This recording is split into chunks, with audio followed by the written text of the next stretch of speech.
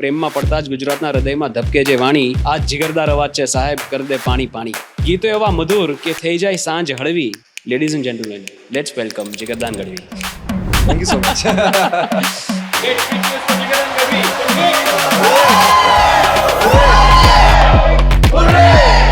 This is my first ever podcast. તો મજા આવશે આજે.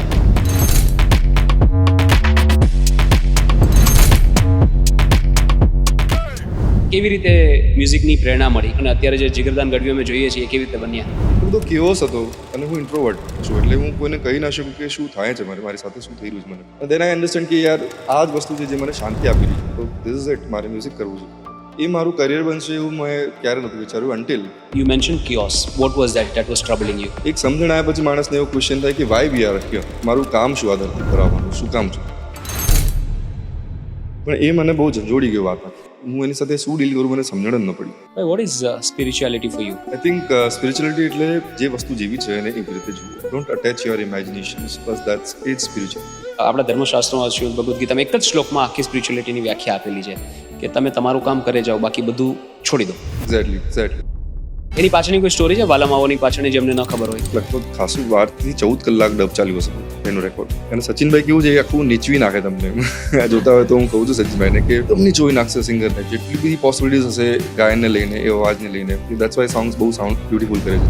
જો ને એકાદ બે જગ્યાએ હજુ નાની જગ્યાઓ મળતી હોય તો આપણે જોઈએ કેટલું હજુ બ્યુટીફુલ થઈ શકે. એવું વાલમ આવો ને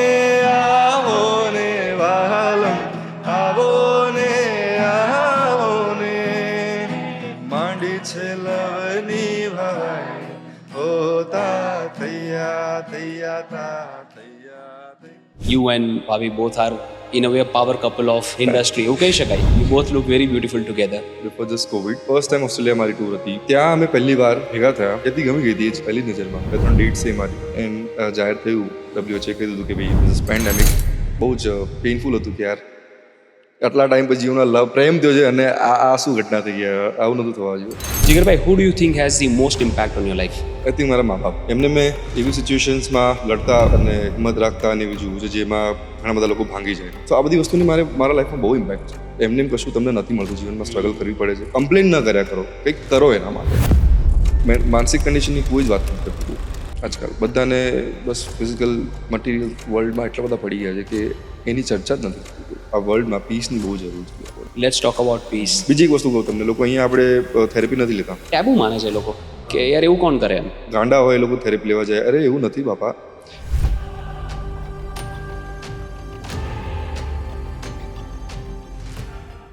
ભૂલેલા કિસ્સાઓમાં મને મળજે. ઓ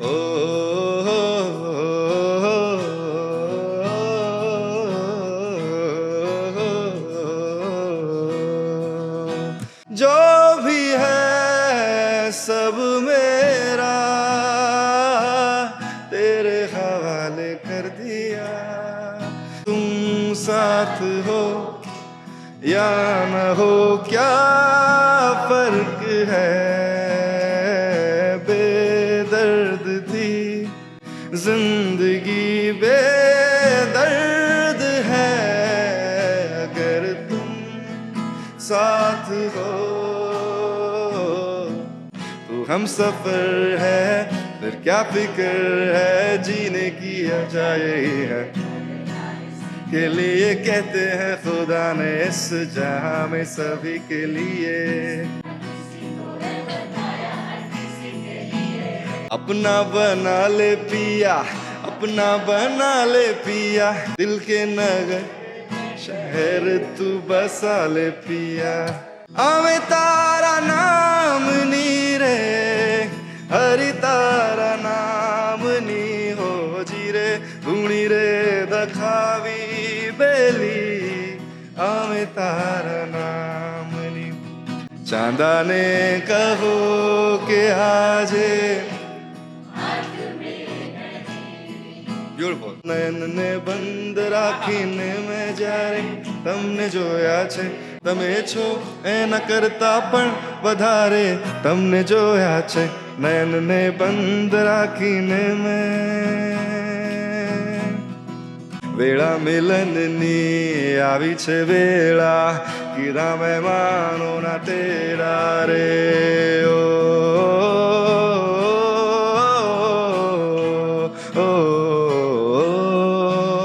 એવું વાલમ આવો ને વાલમ આવો ને માંડી છે લવની ભાઈ હોતા થૈયા thank you so much thank you નમસ્કાર મિત્રો, સ્વાગત છે આજના અદ્ભુત એપિસોડમાં. મિત્રો, અદ્ભુત એટલા માટે છે કારણ કે આજના જે ગેસ્ટ છે એ ખરેખર અદ્ભુત છે. મિત્રો, ગુજરાતના યુવાનો જ્યારે પ્રેમમાં પડે ત્યારે પહેલા નશામાંથી વહાલમ આવોને ગાતા કે સાંભળતા કોઈ કર્યા હોય તો આમણે કરેલા છે, આમના અવાજે કરેલા છે.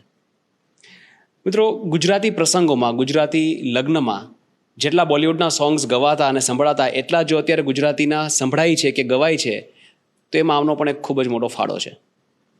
મિત્રો, હું વાત કરી રહ્યો છું આપણા બધાના ખૂબ જ પ્રિય સિંગર જીગરદાન ગઢવીની. અને આ એપિસોડ ઘણા સમયથી બહુ જ ડિમાન્ડમાં હતો. ઘણા બધા લોકો ખૂબ જ વધારે કોમેન્ટ્સ કરતા હતા કે પ્લીઝ એમને બોલાવો. પણ હું કહેવા માગું છું કે જેટલી આતુરતા તમને હતી એના કરતાં વધારે આતુરતા મને હતી આમને બોલાવવાની. જીગરભાઈ, વેલકમ. કેમ છો? એકદમ first class. Thank you so much Jaybhai, તમે મને ઇન્વાઇટ કર્યો અને આજે બેઠા છે આપણે. ખાસા ટાઈમથી વાત ચાલી રહી હતી આપણે. યસ, આજે મળ્યા, ખૂબ આનંદ થયો યાર. Thank you so much four inviting. Pleasure is all mine. Podcast કરવાનો સૌથી મોટો ફાયદો શું કે આપણે જે આર્ટને ડીપલી અપ્રિશિએટ કરતા હોય ને એ આર્ટિસ્ટને આમ 2 ફૂટ દૂર બેસીને એ આપણું અપ્રિશિએશન કહી શકીએ ને એના કરતાં વધારે મોટી ખુશી બીજી કોઈ જ ન હોઈ શકે. So kind. Thank you so much યાર. I am a huge fan. Thanks a lot. તમારા ઇન્ટ્રો માટે મેં 4 કડી લખી હતી. હા તમારા જેવું તો નથી આ લખાણ, પણ છતાં પ્રયત્ન કરીએ.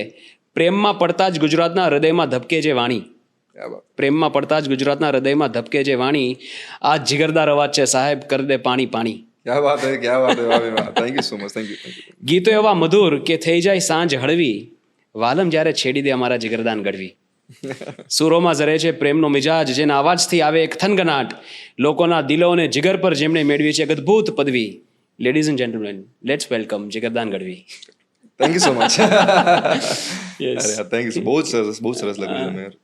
અદ્ભુત લખો છો તમે. મને અત્યારે આ લખાણ પરથી લાગ્યું અને ખૂબ સુંદર શબ્દોમાં તમે યાર. Thank you so much. આમ સો ગદગદ થઈ ગયો. Thank you so much. અરે વાહ, thank you so much for coming. Jigarbhai, આપણે બેઝિક ક્વેશ્ચન્સથી શરૂઆત કરીએ. આ જીગરા નામ ક્યાંથી આવ્યું? શું છે આની પાછળની સ્ટોરી? સો મારું ભણતર ફિનિશ થયું એના પછી મને સ્ટાર્ટ કરવું હતું કે હું મ્યુઝિકલ જર્ની સ્ટાર્ટ કરું હવે મારી. હું રાહમાં હતો કે આ ખતમ થાય તો હું ચાલુ કરું એમ. તો એ આવ્યો સમય અને લગભગ હું 2014ની વાત કરું છું.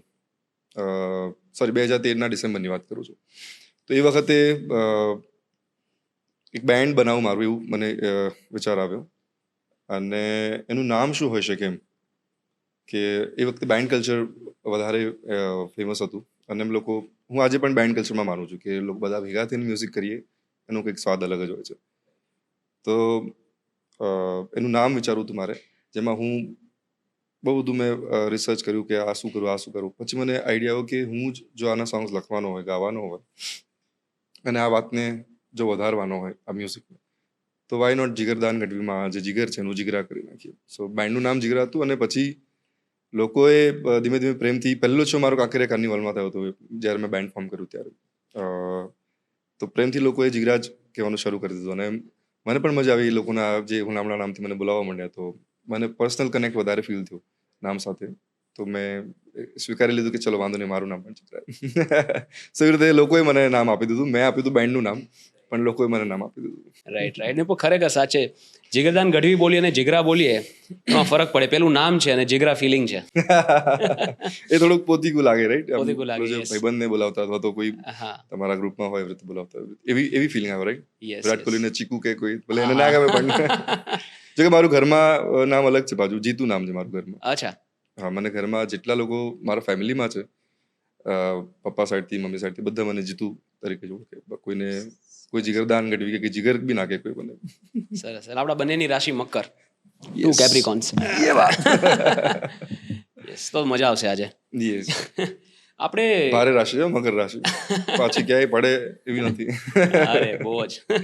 આપણે તમારી જર્નીની શરૂઆત કરીએ, કારણ કે આ તમારો પહેલો પોડકાસ્ટ છે. આઈ થિંક આની પહેલાં તમે ક્યારે પોડકાસ્ટ નથી કરે. Yes, this is my first ever podcast. મેં ક્યારેય પોડકાસ્ટ નથી કર્યું. એટલે ઇન્ટરવ્યૂઝ કર્યા છે, પણ એ બધું કેવું હોય કે નાના મોટા જે શોઝ બિફોર આફ્ટર ચાલતું હોય ને એવું હોય. એટલે પણ પોડકાસ્ટ જેમાં આવી રીતે બેસીને સરસ નિરાતે વાત કરવાની, આપણે વાત કરતા ને હવાણ કરવાની, એવું ક્યારે નથી કર્યું. આ થતું જ હતું બેઝિકલી. પહેલા શૂટ નતું થતું ગામડામાં, આપણા શું કહેવાય સૌરાષ્ટ્રમાં ડેલી બેહીને આપણા બાબાઓ બધા બેસીને હવાણ કરે, રાઈટ, ડાયરો કરે. બસ એનું નવું નામ પોડકાસ્ટ થઈ ગયું. ના, પણ અડધા ગુજરાતને નહીં ખબર હોય આ શબ્દનો મતલબ હવાણ. એટલે આમ શુદ્ધ ગુજરાતીમાં કે તો સુવાણ કહે, અને આમ હુવાણ કહે, ને કોઈ હવાણ કહે. સૌરાષ્ટ્રમાં પ્રચલિત છે. સૌરાષ્ટ્રમાં બહુ પ્રચલિત છે કે કેમ મળવું છે, હુવાણે મળવું છે, એટલે ખાલી આનંદ કરવા મળવું છે, વાતો કરવા મળવું છે. એટલી બસ મોજની વાતો કરો અને મજા કરો. તો આપણે જર્નીથી સ્ટાર્ટ કરીએ કે કેવી રીતે મ્યુઝિકની પ્રેરણા મળી, કે અને આમાં મારે કરિયર બનાવવું છે કેવી રીતે નક્કી. તમે ફિઝિયોથેરાપીનું ભણતા, if I am not wrong, તો ત્યાંથી મ્યુઝિક તરફની સફર અને અત્યારે જે જીગરદાન ગઢવી અમે જોઈએ છીએ એ કેવી રીતે બન્યા, એની સ્ટોરી એક ફિલ્મ બનાવી નાખી આપણી ઉપર. બહુ બધું હતા, બહુ બધા પાસા છે, પણ શોર્ટમાં કહું તો મ્યુઝિક ને સિરિયસલી એવું કંઈ મેં નહોતું લીધું ક્યારે કે મ્યુઝિક કરવું છે જીવનમાં, કરિયર બનાવવું છે નાનપણથી. મારા ઘરમાં હું ભલે હું ગઢવી છું, પણ મ્યુઝિક એવી રીતે નહોતું. મારા ફેમિલીમાં કોઈ મ્યુઝિક નથી કરતું પ્રોફેશનલી, જે વાત કરીએ આપણે કે સ્ટેજ પર જઈને શોઝ કરતા હોય, એવું મારા ફેમિલીમાં કોઈ જ નથી. પણ હું ગાતો. આપણે ઘરે પ્રસંગ કેમ હોય, બધા બેઠા હોય, ભેગા થયા હોય, આમના ઘરે ગયા છે, આમના ઘરે ગયા છે, તો મારો અવાજ કોઈ સાંભળ્યો તો મને ગવડાય ઘરે એમ. તો એવી ઘટનાઓ નાનપણમાં મને યાદ છે હજી પણ, કે ક્યાંક મામાના ઘરે ગયો હોય તો મામા બધા ભેગા થયા ફળિયામાં બેઠા હોય, ને પછી કે આ જીગર તું જીતું આ ગાતું એમ. તો એક ગયું તો બીજું ગળા, બીજું ત્રીજું ગળા, ગવડાય કરે મને બધા. પણ એ મારું કરિયર બનશે એવું મેં ક્યારે નહોતું વિચાર્યું અન્ટિલ હું ટીન એજમાં આવ્યો. નાનપણથી અવાજ સારો, બધું જ હું ગાઈ શકું છું. અને ફોક મ્યુઝિકમાં હું પહેલેથી એવું કશું નહોતું. હું ફિલ્મના સોંગ્સ ગાઉં ને એ બધું વધારે, એમાં એ વસ્તુ વધારે મને આકર્ષતી હતી. તો એ ભલે ડાયરા અને એ બધું અમારા કલ્ચરમાં ઓલરેડી પહેલેથી હોય જ, ક્યાંક ને ક્યાંક ફેમિલીમાં ફંક્શન હોય એટલે. તો ટીન એજમાં જ્યારે આવ્યો ત્યારે ખબર નહીં, મે બી હોર્મોન્સ જ હોય શકે, આપણે એને જ લઈએ, પણ એ વસ્તુએ મને સ્પિરિચ્યુઆલિટી તરફ વાળ્યો. અને એટલો બધો કેઓસ હતો, અને હું ઇન્ટ્રોવર્ટ છું, એટલે હું કોઈને કહી ના શકું કે શું થાય છે મારી સાથે, શું થઈ રહ્યું છે મને. અને એ કેઓસ સાથે ડીલ કરવા તારો મ્યુઝિક ઉતર્યું એમ કહેવાય.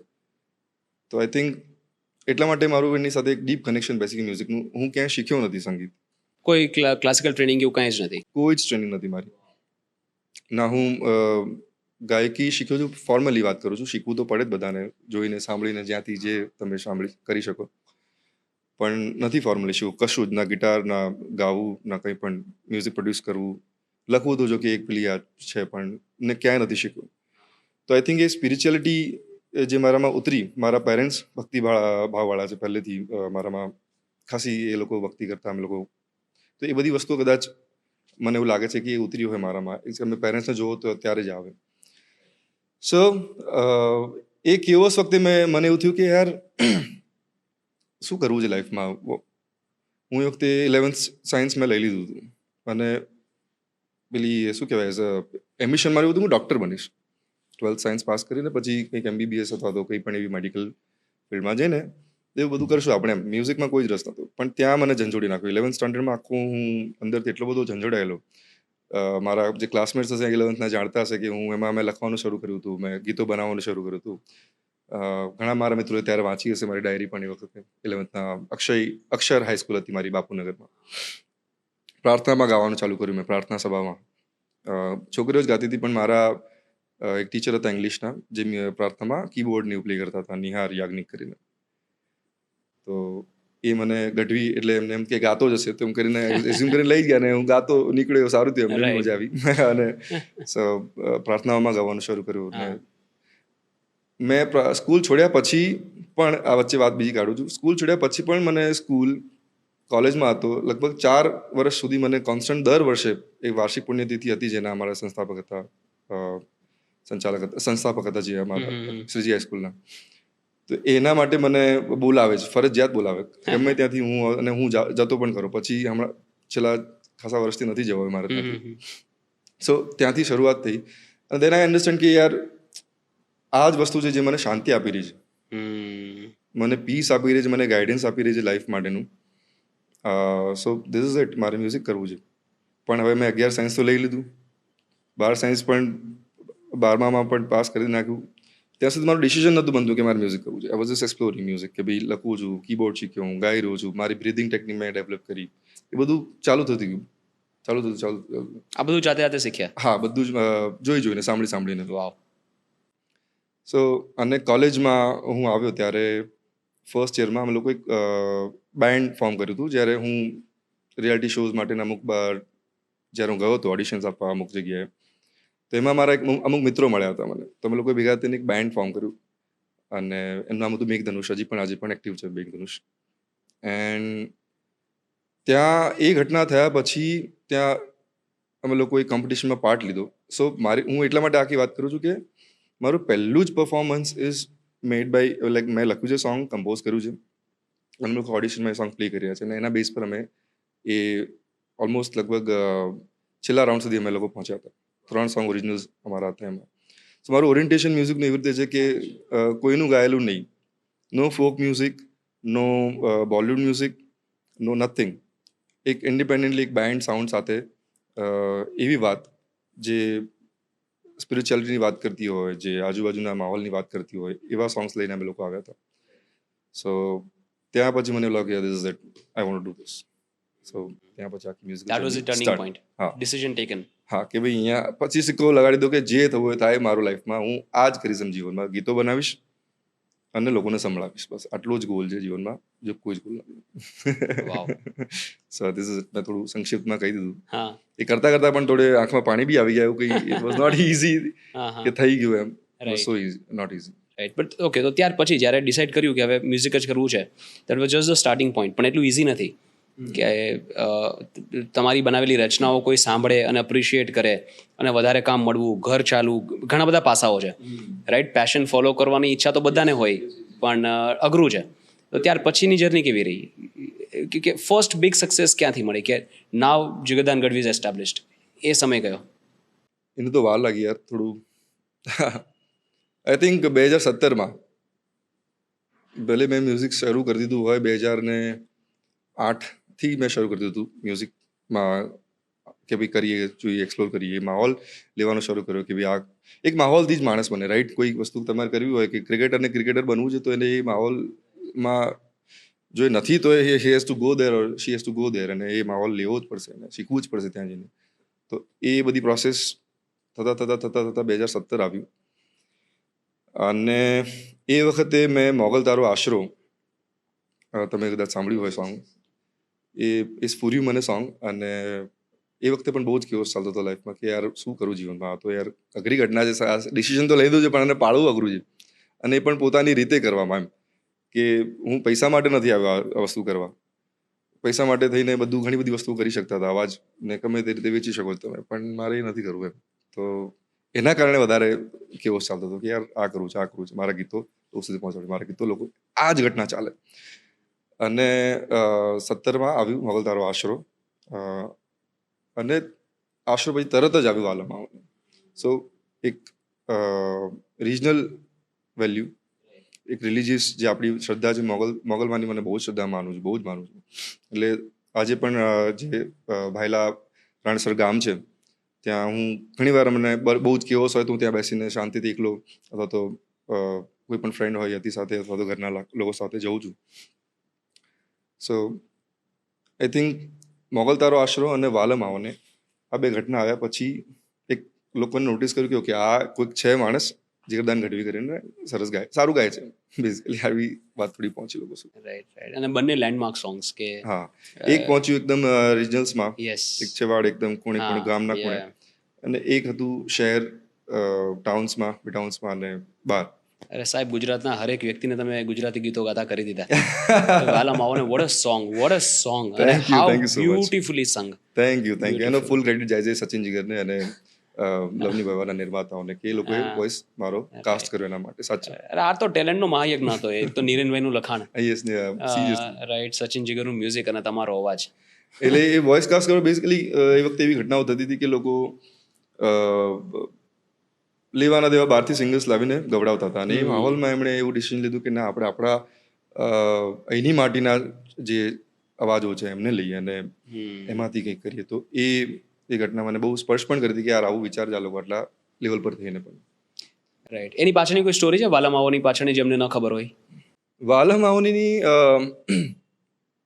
એટલે આમ તો અમે લોકો ટ્રાય કરી રહ્યા હતા, બે સોંગ્સથી અમે વર્કઆઉટ કરવાની કોશિશ કરી રહ્યા હતા સચિનભાઈ જીગરભાઈ અમે લોકો, પણ નહોતું પોસિબલ થઈ રહ્યું સમાવ. જે મેં રીઝન્સ કીધા તમને, બધા રીઝન્સથી બધી વસ્તુઓના કારણે એ પણ લોકો કંટાળ્યા હતા કે યાર મને ગવડાવવું જ છે તને આ સોંગ, અને બસ એકવાર મેળ પડી જાય. અને સીધું સોંગ આવ્યું વાલમ આવને જ.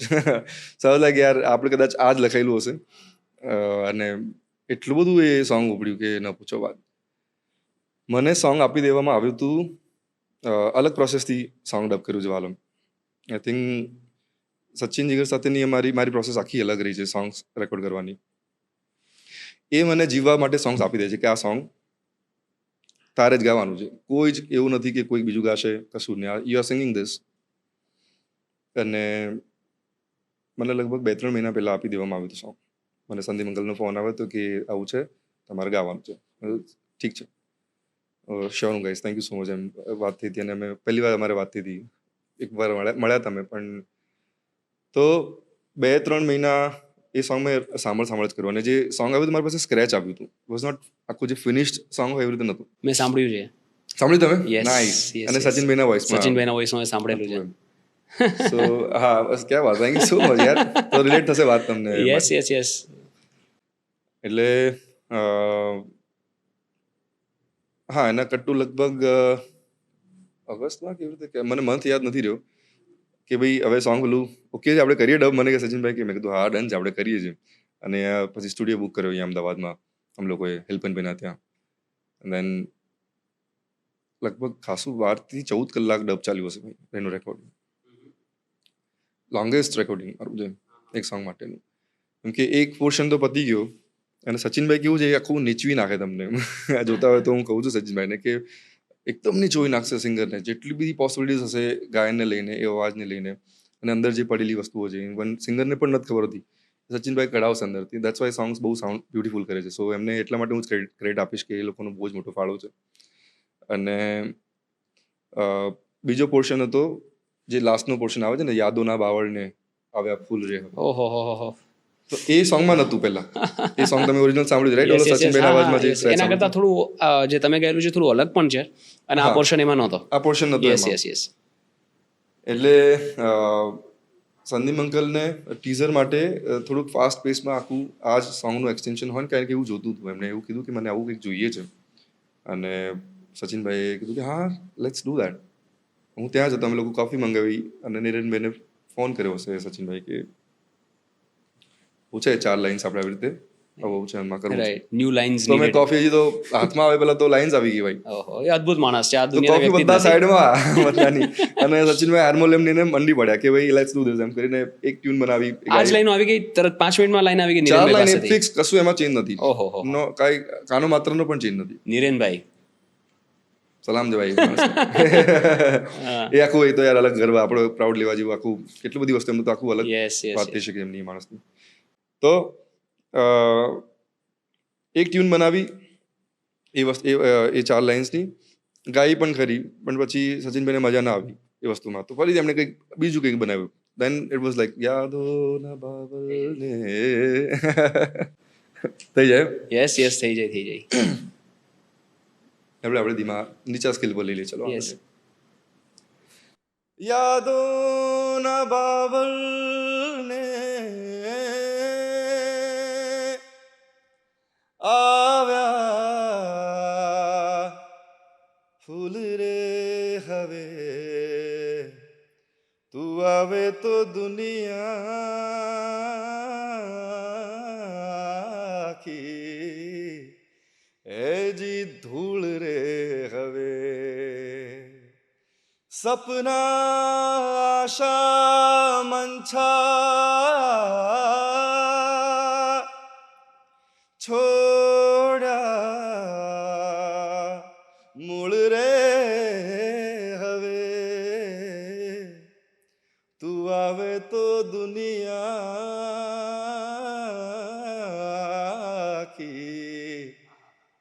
એજી ધૂળ રે હવે ધૂળ રે હવે ક્યા બાત ક્યા બાત ક્યા બાત ક્યા બાત થેન્ક યુ અરે બાપરે thank you so much super super. અચ્છા, એ જે હરકત છે કે એ જે ધૂળ રે હવે, તો એ તમારું નાખેલું છે કે લિરિક્સમાં જ હતું? સો ના લાઈન વોઝ સ્ટ્રેટ ફોરવર્ડ યાદોના બાવળને આવ્યા ફૂલ રે હવે તું આવે તો દુનિયા કે ધૂળ રે હવે સપના આશા મંછા છોડ્યા મૂળ રે હવે તું આવે તો દુનિયા કે ધૂળ રે હવે 4 લાઈન હતી. But anyway if you listen વાલમ આવને તો એમાં એક ફોકની ઝલક છે. સોંગ ભલે એકદમ મોડર્ન ટ્રીટમેન્ટમાં ડ્રમ્સ ગિટાર્સ ને રીફ ને બધું છે, પણ એની ગાયકીમાં પણ તમને ફ્રેશનેસ જોવા મળે છે. પણ એનો રેફરન્સ પણ મને કીધું હતું કે આપણે એકદમ ફ્રેશ વોઇસમાં કરશું, પણ ફોક ગાવાનું જે તમે ગાઓ છો, તું ગાય છે મને કે મોગલ આવે તે જે રીતે ગાયું છે એવી રીતે ફ્રેશ વોઇસમાં ગાવું છે. ફોક જ ગાવાનું છે પણ ફ્રેશ વોઇસમાં ગાવાનું છે in a modern way. So I think એ વસ્તુ આ લોકો નોટિસ કરી કે હું એક તો બહુ સરસ વસ્તુ એ કહેવાય કે એમણે નોટિસ કરી કે આવું આ માણસ આ કરી રહ્યો છે અને એ વસ્તુને એમણે યુટિલાઇઝ કરી. So that's why they are this આવા મ્યુઝિક ડાયરેક્ટર્સ, આટલા મોટા મ્યુઝિક ડાયરેક્ટર. ફોક વેલ્યુ ટ્રેકમાં ફોક વેલ્યુ છે ઓલરેડી, તો એ જે 4 લાઈનની વાત કરવી હતી એ ફોક વેમાં હોવી જોઈતી હતી. તો સચિનભાઈ એમને કમ્પોઝ પણ એવી રીતે કરી અને પછી જ્યારે ગાવાની મારે આવે તો આપણે ફોકમાં આપણે લોલ ને હેજી રે ને એવું નાખતા હોઈએ, પણ શું સારું લાગે એ પ્રમાણે કરતા હોય તો પછી તો એટલા માટે સાઉન્ડ પણ ફોક કરે છે. Jigarbhai, who do you think has the most impact on your life? સૌથી વધારે ઇમ્પેક્ટ તમારી લાઈફ પર કઈ વ્યક્તિની? આઈ થિંક મારા મા બાપ, માતા પિતા જ આઈ થિંક છે મારા ખ્યાલથી. કેમ કે એમને મેં એવી સિચ્યુએશન્સમાં લડતા અને હિંમત રાખતા અને એવી જોયું છે જેમાં ઘણા બધા લોકો ભાંગી જાય. હું ખરેખર આમ અત્યારે આપણે ચકાચોટ સરસ મજાના શૂઝ પહેરીને બેઠો છું, બધું પહેરીને બેઠા છીએ, પણ બહુ જ લોઅર મિડલ ક્લાસમાંથી આવું છું. એટલે 15-20 તારીખ થઈ જાય ઘરમાં મહિનાની અને પછી લોચો વાગતો હતો, કાયદેસર પૈસા ન હોય ચલાવવાના ઘર. એટલે આઈ થિંક એ બધા એમને નોટિસ કરીને એમની છતાં પણ એ હસતા રહેતા, લોકોને મળતા રહેતા, વ્યવહાર હોય, સોશિયલ હોય, જતા જેટલું પણ એમ નથી થતું હતું ન થતું હોય એમ છતાં પણ કરતા હતા. સો આઈ થિંક ઇવન મને મારી ગાયકીની જો અગર હું બહુ જ મને એવું થાય કે આ એકચ્યુઅલી આવે છે ક્યાંથી, અચાનક જ ન સ્ફુરે. તમારા બાળપણમાં ક્યાંક એના બીજ હોય તો ક્યાંથી મને આવે છે. હું વચ્ચે ખાસો સમય પહેલા વિચારતો હતો. આઈ ગેસ જેટલું પણ ગાયકીનો સબ્જેક્ટ આવ્યો છે ને મારામાં, સિંગિંગનો, ગાવાનો, એ હું મારા ફાધર, અમે લોકો જ્યારે જતા બહાર તો સાયકલ હતી મારી પાસે વખતે, મારા ડેડ પાસે. એ અને આઈ એમ ગ્લેડ કે એ મને એ લીઝર એ ભોગવવા મળ્યું છે. આજે એ લીઝર નથી કોઈની પાસે કે તમે સાયકલ પપ્પા ચલાવતો હોય ને તમે એની પર બેઠા હોય, લાઈક એક manual efforts, not car bike કશું નહીં. તો એમાં એ ગાતા મુકેશના ગીતો એમના બહુ ફેવરેટ હતા, મુકેશ સરના. અને એમને ગાવાની ટેવ એટલે ગણગાણા કરે અને એકના એક બધા સોંગ અમુક મને આઈડિયા આવી ગયા હતા કે આ ગાય છે, આ ગાય છે, આ ગાય છે, એમ સમજમાં આવે મને, તો હું પણ એમની સાથે ગાતો હતો. So I guess that was the thing જેણે એ મારા દિલમાં ઘર કરી ગઈ હતી. અચાનક જ કોઈ કશું નથી કરતું. સાચી વાત છે, કાંઈક તો કન્ડિશનિંગ હોય. Right, it's a process. ભલે એટલી જ વાત હોય, મારા પપ્પા પ્રોફેશનલ સિંગર નથી, બટ એમને મુકેશ એમના ફેવરેટ છે અને ગણગણ્યા કરતા એમના ગીતો. સો આઈ ગેસ સિંગિંગ ત્યાંથી છે. અને ફોક મ્યુઝિક જે રિલિજિયસ મ્યુઝિકની આખી વાત છે એ આઈ થિંક મને મમ્મી તરફથી મળેલી છે. મારી મમ્મી બહુ જ રિલિજિયસ છે, ધાર્મિક છે અને બહુ શ્રદ્ધાળુ છે, ભક્તિમાં બહુ જ માને છે, ભક્તિભાવમાં. તો એના લગતા જે ગીતો થયા, વાતો થઈ, એના કોન્વર્સેશન પણ મારી મમ્મી સાથે થતા ઘણી વાર મારે. તો આઈ ગેસ એનો રસ મને ત્યાંથી આવ્યો છે. ઇવન વાંચવાની પણ આદત મને મારા ફાધર તરફથી આવી છે. મારા ફાધર ખાસી બધી બુક્સ અમારા ઘરમાં, ગીતાથી માંડીને મહાભારતથી માંડીને બાઇબલથી માંડીને અપ્પા કુરાન બધું જ એમણે વાંચેલું છે. ભલે એ માણસ જોબ કરે છે આજે પણ, એક કારખાનામાં કારીગર જ કહી શકીએ આપણે, એક જે ટર્મ છે એ જોબ કરે છે હજી પણ એ માણસનું રુચિરસ કેવું કહેવાય. સેમ આપણે પણ હમણાં જે વાત કરતા હતા કે જે સ્પિરિચ્યુઆલિટીની વાત કરતા હતા, મારા પપ્પાને એમાં બહુ જ રસ છે પહેલેથી, અને આઈ થિંક એ બધી વસ્તુ મને ત્યાંથી મળેલી છે. સો આઈ થિંક બહાર પછી કદાચ કોઈ ઇન્ફ્લુઅન્સ કર્યું હોય મને કોઈ ઘટનામાં કે અમારે આવું કરવું છે, આવું મ્યુઝિક કરવું છે, આવું કરીશ. બટ જે મેઇન ઇમ્પેક્ટ કહેવાય ને તમારા લાઈફની ઇમ્પેક્ટ, કે ગમે એટલા દુઃખ પડે એમને જીવનમાં પણ એ હસતા મુસ્કુરાતા રહે. એમણે એમના 2 સંતાનોને સારામાં સારો ઉછેર આપ્યો. ભલે 1 BHK ઘરો પણ એવું ફીલ નથી થવા દીધું કે આપણે ઓછા છીએ. જે પણ જ્યારે વસ્તુ થતી હોય, મારી મમ્મીએ ભણાવ્યો જ છે મને. મારા ફર્સ્ટ યરની ફી ભરી હતી. મને ઝટકો જ ત્યાં હતો કે ફર્સ્ટ યરની ફી એણે પોસ્ટના અમુક પૈસા સેવ કર્યા હતા, એમાંથી ફી ભરી હતી. હું પ્રાઇવેટ સેલ્ફ ફાઇનાન્સ કોલેજમાં હતો. એન્ડ તો એણે મહેનત કરી હતી, ગૃહ ઉદ્યોગમાં કામ કરતી હતી. અમારે ત્યાં ઉપર જ ફ્લેટમાં ખાખરાના ગૃહ ઉદ્યોગ ચાલતો હતો. ત્યાં પણ ગરમીઓ, અત્યારે ઉનાળાની ગરમી, આવી ગરમીમાં બી મારી મમ્મી ત્યાં કામ કરતી હતી. એમાં એસી વીસી પંખા કંઈ હોય નહીં, કેમ કે ગેસ વેસ બંધ થઈ જાય. સો એવામાં પણ આવે ત્યાં આખી ખાખરાની સ્મેલ આખા એના સાડીમાંથી આવતી હોય. સો એવી એ જે પણ એમનેથી થઈ શકતું હતું એ બધી ઘટનાઓ કરીને. સો આ બધી વસ્તુની મારા લાઈફમાં બહુ ઇમ્પેક્ટ છે કે એમને કશું તમને નથી મળતું. જીવનમાં સ્ટ્રગલ કરવી પડે છે. તમારા જીવનમાં કમ્પ્લેન ન કર્યા કરો, કંઈક કરો એના માટે. રાઈટ. એ વસ્તુ હું મારા પેરેન્ટ્સ પાસેથી શીખ્યો. આપણે આજે જોઈએ બધા લોકો કમ્પ્લેન્સ કરશે, મારું આ નથી થઈ રહ્યું, મારું ઓલું નથી થઈ રહ્યું, પણ દે આર નોટ ડુઈંગ સમ. એના માટે જે કરવું જ નથી કરી રહ્યા. સાચી વાત છે. સો એ પ્રેરણા, એ ઇમ્પેક્ટ કદાચ એ બધી જ વસ્તુ મને પેરેન્ટ્સ તરફથી જ મળી છે. ઇન્ટ્રોવર્ટ હોવાના નાતે હું ઘરની બહાર જો કે નીકળતો નહોતો, સમજો છો. તો ફ્રેન્ડ્સ હોય, આપણે રમીએ કરીએ છીએ, બધી વસ્તુ અલગ છે, પણ બધા અલગ અલગ મનોવૃત્તિના હોય. રમત છે બધી વસ્તુ, પણ ઇમ્પેક્ટ કહેવાય ને તમારા લાઈફમાં, એમને મેં બહુ ઓબ્ઝર્વ કર્યા છે, બહુ જ ઓબ્ઝર્વ કર્યા છે. અને એક જ લાઈફમાં એવું સપનું હતું કે અમને ફૂલ મોજ કરાવે જીવનમાં, બીજું બધું થાય કે ના થાય. So I think that's the reason even મેં બધું કરવાનું પણ સ્ટાર્ટ કર્યું, જે મારે એઝ એન ઇન્ટ્રોવર્ટ હું નહોતો કરી શકતો. કે કેમેરા ફેસ કરવો, પબ્લિક સાથે વાત કરવી, ઇન્ટરેક્ટ કરવું, ઘણી બધી વસ્તુઓ, શૂટ કરવા, મ્યુઝિક વિડીયોઝ કરવા.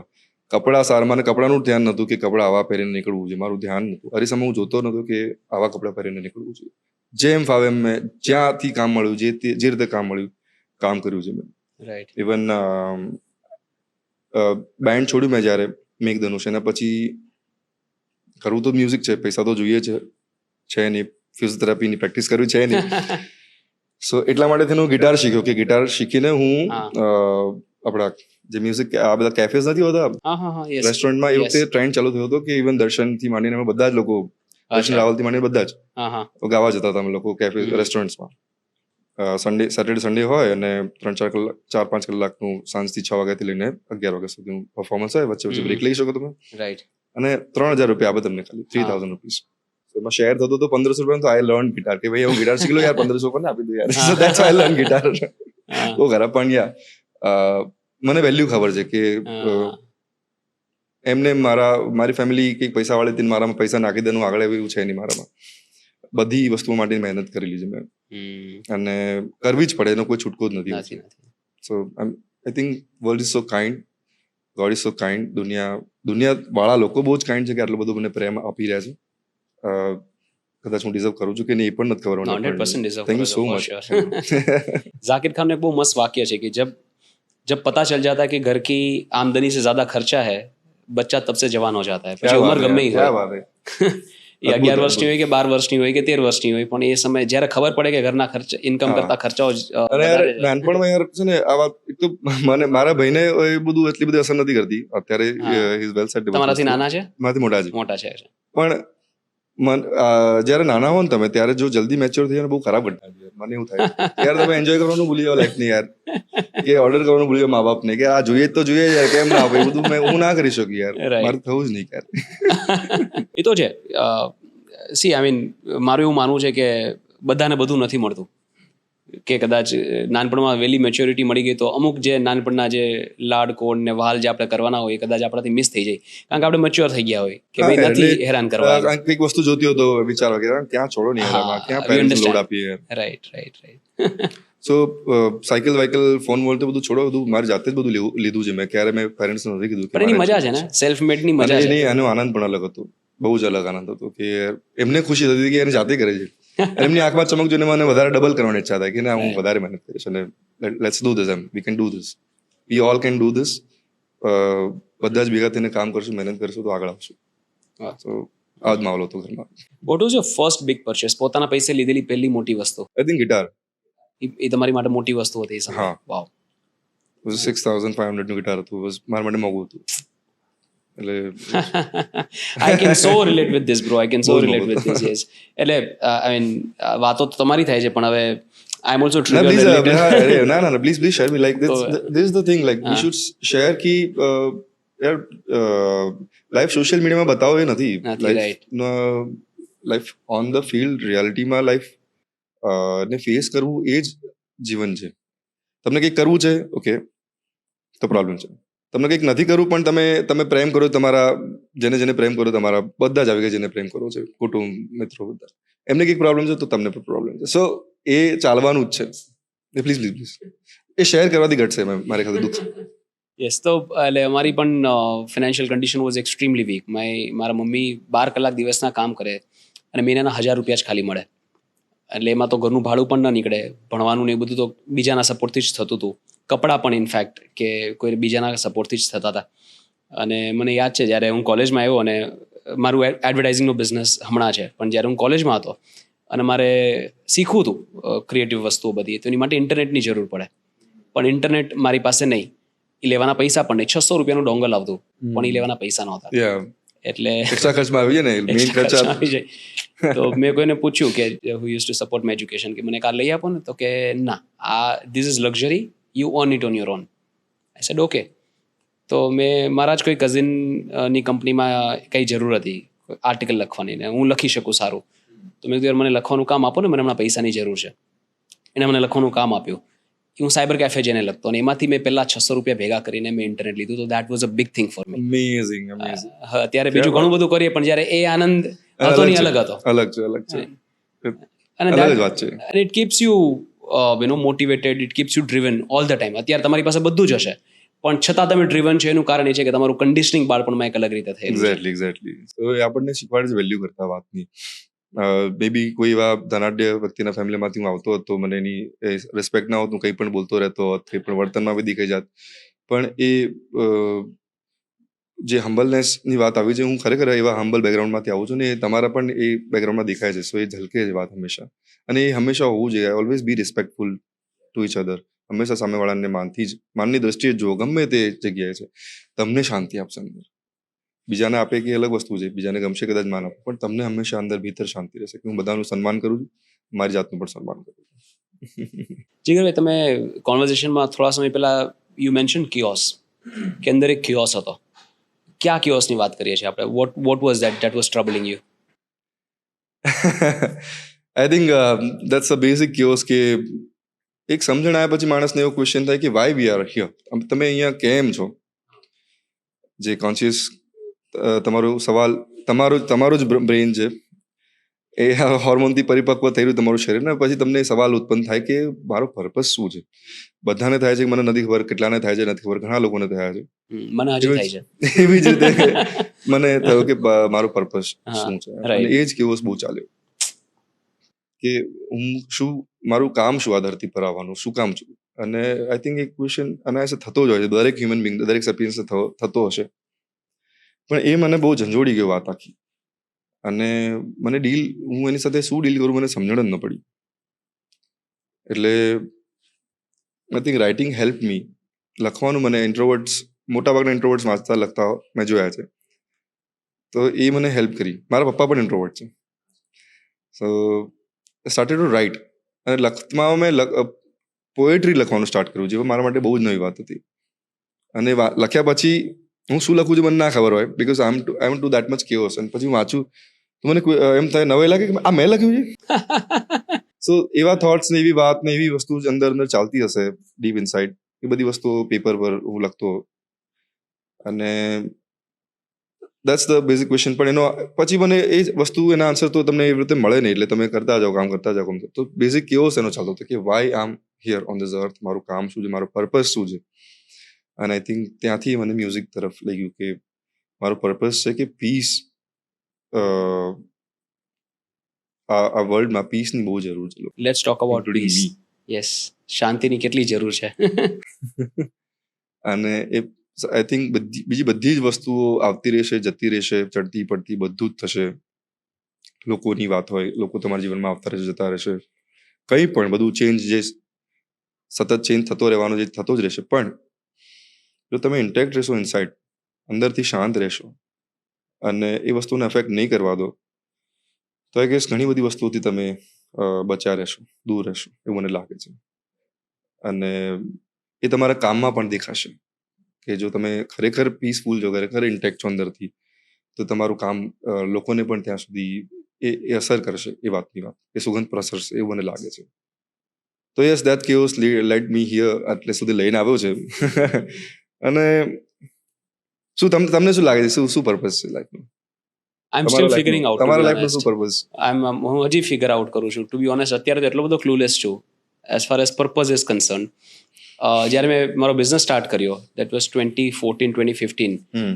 એક એવો ફેઝ હતો 2013 થી લઈને 2015 સુધીનો. ત્યારે એ કિયોસ હતો અને જબરજસ્ત કિયોસ, કંઈ ખબર જ ન પડે, કાંઈ જ ન ગમે. અને અલ્ટિમેટલી આઈ ફિગર્ડ આઉટ કે ઓકે, મારે બિઝનેસ કરવો છે. ચેનલાઇઝ થઈ જ ના શકો તમે. હા, બધું જ આમ ખબર પડે કે આ કરું છું, પણ ચેનલાઇઝ. તો 2015માં જ્યારે મેં બિઝનેસ સ્ટાર્ટ કર્યો, ત્યારે બધું એક સાથે ચેનલાઇઝ થયું and then it worked out beautifully. After 10 years now business is on auto pilot. Now I am again questioning my self કે હવે મારો પર્પઝ શું છે, what next. How did you channelize that thing? એ થતું ગયું, મને ગમતું કામ મળતું ગયું અને થતું ગયું. અને કેવું છે કે નાની નાની અચીવમેન્ટ્સ તમને વધારે પોલિશ્ડ બનાવે. કે જ્યારે જે રીતે તમે કીધું કે હું લખ્યા પછી વિચારું કે મેં લખ્યું છે. હા, યસ. એટલે લખતી વખતે એવું નતું થતું કે અત્યારે વિચારીને લખતા હોય કદાચ. હવે એવું થઈ ગયું છે કે થોડુંક વિચારું, થોડુંક રેશનલી વિચારીને અમુક વસ્તુઓ. પણ જે ઉતરવા વાળી વાત છે ને રચનાઓ, આજની તારીખમાં પણ મને બહુ જ ગમે છે કે આવ્યો થોટ તમે જસ્ટ નિમિત્ત માત્ર બન્યા ને વસ્તુ તમે શેર કરી. Yes yes. સાયરામભાઈ બહુ મસ્ત વાત કહે છે. જ્યારે મળું ત્યારે મને કે જે પહેલી કડી છે ને ભગવાન આપે, હા, બીજી કડી આપણે જોડવાની. ક્યાં વાત યાર, બહુ જ મસ્ત, બહુ જ મસ્ત. એટલે તમે કીધું ને કે જે હું લખું ને મને એમ થાય કે આ યાર મેં લખ્યું પણ એ ભગવાને લખાવેલું છે. બહુ જ ઓનેસ્ટલી કહું છું કે માણસનું ગાવું, કલા, કોઈ પણ કલામાં કંઈ પણ કરવું, એ માત્ર ને માત્ર તમે નિમિત્ત છો, એ ઉતરે છે. આ બ્રહ્માંડમાં રહેલી એનર્જી તમારામાં ઉતરે છે અને તમે તમારી રીતે એને રજૂ કરો છો. બાકી કોઈ એમ કહી દે કે હું કરું છું, એ હું પણ લઈને આવે, એ કલાકાર છે જ નહીં. એ કલાકાર હોય જ ના શકે, બીજું ગમે તે હોય શકે, પણ કલાકારમાં બહુ એસેન્શિયલ છે. આપણે મારી વાતની વાત કરવી છે કે એ કેઓસમાંથી ઘટના પણ અદ્ભુત ઘટના ઉદ્ભવી. અને એ થયું કે મને આ વસ્તુ કરવી છે, પીસ રિલેટેડ કામ કરવા છે. અગર હું ગીતો બનાવું, ગાઉં, જે પણ કરું, તમે પ્રોફેશનલી જે પણ મને ગીતો ગવડાવતો એ પ્રમાણે વાત કરતો હોઉં, પણ તમને ક્યાંક ને ક્યાંક મારા વોઇસમાં કે ગાયકીમાં એ રેઝોનેટ થતી હશે. આઈ ડોન્ટ નો, મને ઘણા લોકો કહે છે, તો હું ગાતી વખતે પણ મારો એ જ ભાવ હોય છે કે આ જે સાંભળે એને ખૂબ શાંતિ મળે જીવનમાં. ખૂબ જે ગમે તે કેઓસમાં હોય, શાંત થઈ જાય. હું પહેલાં થોડું ધ્યાન કરું છું, પછી હું ગાવાનું શરૂ કરું છું. થોડોક મેડિટેટિવ ઝોનમાં જઉં છું. ઇવન શો માટે સ્ટેજ પર પણ ચડતો હોઉં તો 15-20 મિનિટ મારી આસપાસ કોઈ ના હોય, થોડી વાર હું ધ્યાન મેડિટેટ કરું, અથવા તો કશું જ કર્યા વગર ખાલી ઊંડા શ્વાસ લઉં, તાનપૂરો ચાલતો હોય, just go on the stage. So એ ઘટના મને બહુ ગમે છે. લોકોને પીસ મળે છે. અને આજની ડેટમાં, આજની દુનિયામાં આઈ થિંક મને એવું લાગતું હતું કોવિડ પછી માણસો થોડાક સમજશે, થોડા રેશનલ થશે કે ભાઈ આટલો બધો કકળાટ કરવાની કોઈ જરૂર નથી જીવનમાં, આમ ચપટીમાં જતા રહેશો. પણ એવું ન થયું. કોવિડ પછી વધારે લોકોના ઇન્સિક્યોરિટીઝ ને બધી થી માંડીને બધી જે બ્લેક એનર્જી છે, બધી વસ્તુ, એ બધું હાવી થઈ રહ્યું છે. અને કોઈ પણ ભોગે જવા માંગે છે, કોઈ પણ વ્યક્તિ કંઈ પણ કરવા માટે, જે એના અંદરના ઇન્ટરનલ કેઓસને કદાચ હેન્ડલ નથી કરીને એના કારણે થઈ રહ્યું છે ઘટના. સેન હોય માણસ ત્યારે વિચારે કે હું શું કરવા જઈ રહ્યો છું, પણ અંદરની સેનિટી જ ગાયબ થઈ ગઈ હોય તો તમે વિચારી જ નથી રહ્યા કે હું શું કરી રહ્યો છું, બોલી રહ્યો છું, અથવા હું કરવા જઈ રહ્યો છું. તો આઈ ગેસ આ વાતની વાતો થવી જોઈએ. લોકોએ હંમેશા આજુબાજુના ઇરિટેટ થયા વગર સાંભળો એમને ધ્યાનથી. કદાચ કોઈ પ્રોબ્લેમમાં છે તો એમની સાથે બેસો. ખાસ કરીને જે મિત્રો છે, જે વર્ષોથી એકબીજાના ટચમાં નથી, મિત્રને સારી રીતે ઓળખતો હોય, એની સામે લેયર લઈને ન જાય. ગમે એટલી એક્ટિંગ કરતો તો મિત્ર ગાળ દઈને કહી દે ભાઈ તું યાર શું પ્રોબ્લેમ મને કે વાત કરવી જોઈએ મારા ખ્યાલથી બેસિક વાત નથી કરતા લોકો શેર નથી કરતા અત્યારે આપણે જે વાત કરી રહ્યા છે બેઝિકલી તમે ઘણી વસ્તુની વાત શેર કરો છો મને તો ઇટ ફીલ્સ ગુડ ઇનસાઇડ કંઈક વસ્તુ પોર્શન હીલ થાય છે માણસની અંદર સો આઈ ગેસ આના રિલેટેડ વાતો થવી જોઈએ આના રિલેટેડ મ્યુઝિક વધારે બનવા જોઈએ સ્પિરિચ્યુઅલ મ્યુઝિક વધારે બનવા જોઈએ જે આજની ડિમાન્ડ છે મને એવું લાગે છે વોટ્સ નહીં, તમારા અવાજમાં ડેફિનેટલી પીસ છે અને તમારું કોઈ પણ ગાયન સાંભળીને એકવાર તો એ પીસની અનુભૂતિ થાય જ છે 100%. અને આપણે જે અંદર વાત કરતા હતા કે આપણી આજુબાજુના લોકો, આપણી નજીકના લોકો, આપણા પરિવારના લોકો, આપણા મિત્રો, એ લોકોની પીસ પણ ખૂબ જ ઇમ્પોર્ટન્ટ છે. એટલે તમે કીધું એમ કે એ લોકો પાસે શું છે શું નહીં ક્યાં પહોંચે એના કરતાં વધારે ઇમ્પોર્ટન્ટ છે ખુશ તો છે ને, શાંતિ તો છે ને એમના જીવનમાં. That is more important. બહુ જ ઇમ્પોર્ટન્ટ છે. કશું હશે નહીં હશે એ હશે તો બધું જ આવી જશે ઓટોમેટિકલી બધું આવી જશે. આપણે ઘરમાં જ ઘણા લોકો ડિસ્ટર્બ હોય છે અને કોઈનો વાંક નથી કંઈક ને કંઈક રીતે લાઈફમાં એવા ઘાવ વાગતા જ રહેતા હોય છે માણસના જીવનમાં કે એ હંમેશા કંઈક બીજો નવો ઘાવ એટલે બધું જ ઉપર લઈને આવે. તો એ વખતે ઘરના લોકોની જવાબદારી બને છે એના ફ્રેન્ડ્સની જવાબદારી બને છે કે નેટ બનીને હંમેશા ઊભા હોય તો એને પડવા ન દે ખાલી એટલીસ્ટ બસ ઝીલી લો તમે એને પડી ન જવું જોઈએ. પડશે તો ખબર છે પણ તમે પડતો હોય ત્યારે એને ઝીલી લો ગમે તે કરતો હોય ત્યારે એને એક સ્ટેબલ કન્ડિશનમાં એને લાવી દો. માનસિક કન્ડિશનની કોઈ જ વાત નથી કરતો બહુ આજકાલ બધાને બસ ફિઝિકલ મટીરિયલ વર્લ્ડમાં એટલા બધા પડી ગયા છે કે એની ચર્ચા જ નથી કરતું કોઈ. અને કોવિડ પછી આમ પણ થોડું મતલબ I can totally 100% relate with this કે મને પણ એવું લાગતું હતું કે હવે લોકો થોડા સ્પિરિચ્યુઅલ થશે, થોડા ફ્રી માઇન્ડેડ થશે કે બધું મૂકી દો, શું છે આ બધી ઝંઝટ શું કામ કરીએ છીએ આપણે, ખોટા ઝઘડાઓ કરીએ છીએ. પણ કોવિડ પછી એટલી બધી ટોક્સિસિટી આવી ગઈ છે. I don't know if it's with the medicines. I think influenced છે લોકોને એવું નથી કરવું મને પર્સનલ લાગે છે ઇટ ઇઝ ઇન્ફ્લુઅન્સ્ડ કે રહી જશું કરી નાખો રહી જશું. હા એટલે ડુ ધીસ એમ એવું થઈ ગયું છે. એની સારી ઘટનાઓ પણ થઈ છે કે લોકો નું સ્પેન્ડિચર વધ્યું છે. લોકો જે પેલું બચત કરવા માંડતા હતા કે બચાવો પૈસા, જે આપણી બેઝિકલી આપણી ઇન્ડિયન મેન્ટાલિટી છે કે ઘરમાં આપણને એવું શીખવાડે કે 10 રૂપિયા આવે તો બચાવો 6 રૂપિયા 4 રૂપિયા વાપરો. પણ હવે એવું વધ્યું છે સ્પેન્ડિચર લોકોનું. લોકો મ્યુઝિક કોન્સર્ટ, લોકો શોઝમાં બહુ મોટી સંખ્યામાં હવે આવે છે લોકો થી માંડીને અલગ અલગ બીજા જે પણ ફરવા જવાથી માંડીને વાત હોય કે લોકોના એન્જોય કરવાની વસ્તુઓ પણ વધી છે અને મે બી એ લોકોને એ સ્ટ્રેસમાં હેલ્પ કરી રહ્યું છે મે બી એટલા માટે પણ જતા હોય. પણ સારી ઘટના થઈ જાય પણ આની સાથે ડીલ કરતા લોકો શીખવું જોશે. અથવા તો બીજી એક વસ્તુ કહું તમને, લોકો અહીંયા આપણે થેરેપી નથી લેતા. યા બિગ વન ટેબુ માને છે લોકો કે યાર એવું કોણ કરે એમ કે ગાંડા હોય એ લોકો થેરેપી લેવા જાય. અરે એવું નથી બાપા. ઇટ્સ જસ્ટ વાત કરવી એવા પ્રોફેશનલ સાથે જે સાયકોલોજી જાણે છે. અત્યારે આપણે વાત કરી રહ્યા છીએ બસ એ જ તમારી સાથે કરવાનો છે. તમે અંદરથી ડિસ્ટર્બ છો, યુ આર નોટ ચેનલાઇઝ, શીલ જસ્ટ ટ્રાય કે તમે ચેનલાઇઝ થાવ વાત કરીને. બસ એમનો એટલો જ પર્પઝ રહેશે. તમને કોઈ ગાંડાનો સર્ટિફિકેટ આપવા માટે કોઈ નથી બેઠું યાર. હું આ વાત ઉપર એક વાત શેર કરીશ જીગરભાઈ. આઈ બીન on ઓસીડી survivor, obsessive compulsive disorder. એક એવો ડિસઓર્ડર કે જે તમને ઇમોબાઈલ બનાવી દે. ઇમોબાઈલ એટલે કે યુ કેન નોટ મૂવ. અને છે એ બહુ એટલે ઇટ ઇઝ સિવિયર કે લોકો જેને ઓસીડી સમજે છે ને કે બધું ચોખ્ખું હોય તો ઓસીડી, ના એ નથી. It is a lot to do with severe level of anxiety and ડર. તો જ્યારે મને જરૂર હતી ત્યારે મને કોઈ થેરાપિસ્ટ મળતા નહોતા. અને હું આ વાત કરું છું 2010-11ની કે જ્યારે હું થેરાપિસ્ટ ગોતતો તો પણ કોઈ મળતું નહોતું મને. પછી મેં પોતાને થેરેપી વિડીયોઝ જોઈને આપી કે યુરોપના એક સાયકિયાટ્રિસ્ટ હતા, એના વિડીયોઝ જોઈને હું પોતાને થેરેપી આપતો હતો. પણ લોકો નથી સમજતા કે આ બહુ ઇમ્પોર્ટન્ટ છે. એ ખાલી વાત જ કરવાની છે, પણ તમે તમારી જાતને ખાલી કરો અને સામેવાળો તમને એક પર્સ્પેક્ટિવ ઓફ લાઈફ આપે, that is therapy. Nothing taboo about. બસ કોઈ જ ટેબુ નહીં રાખો.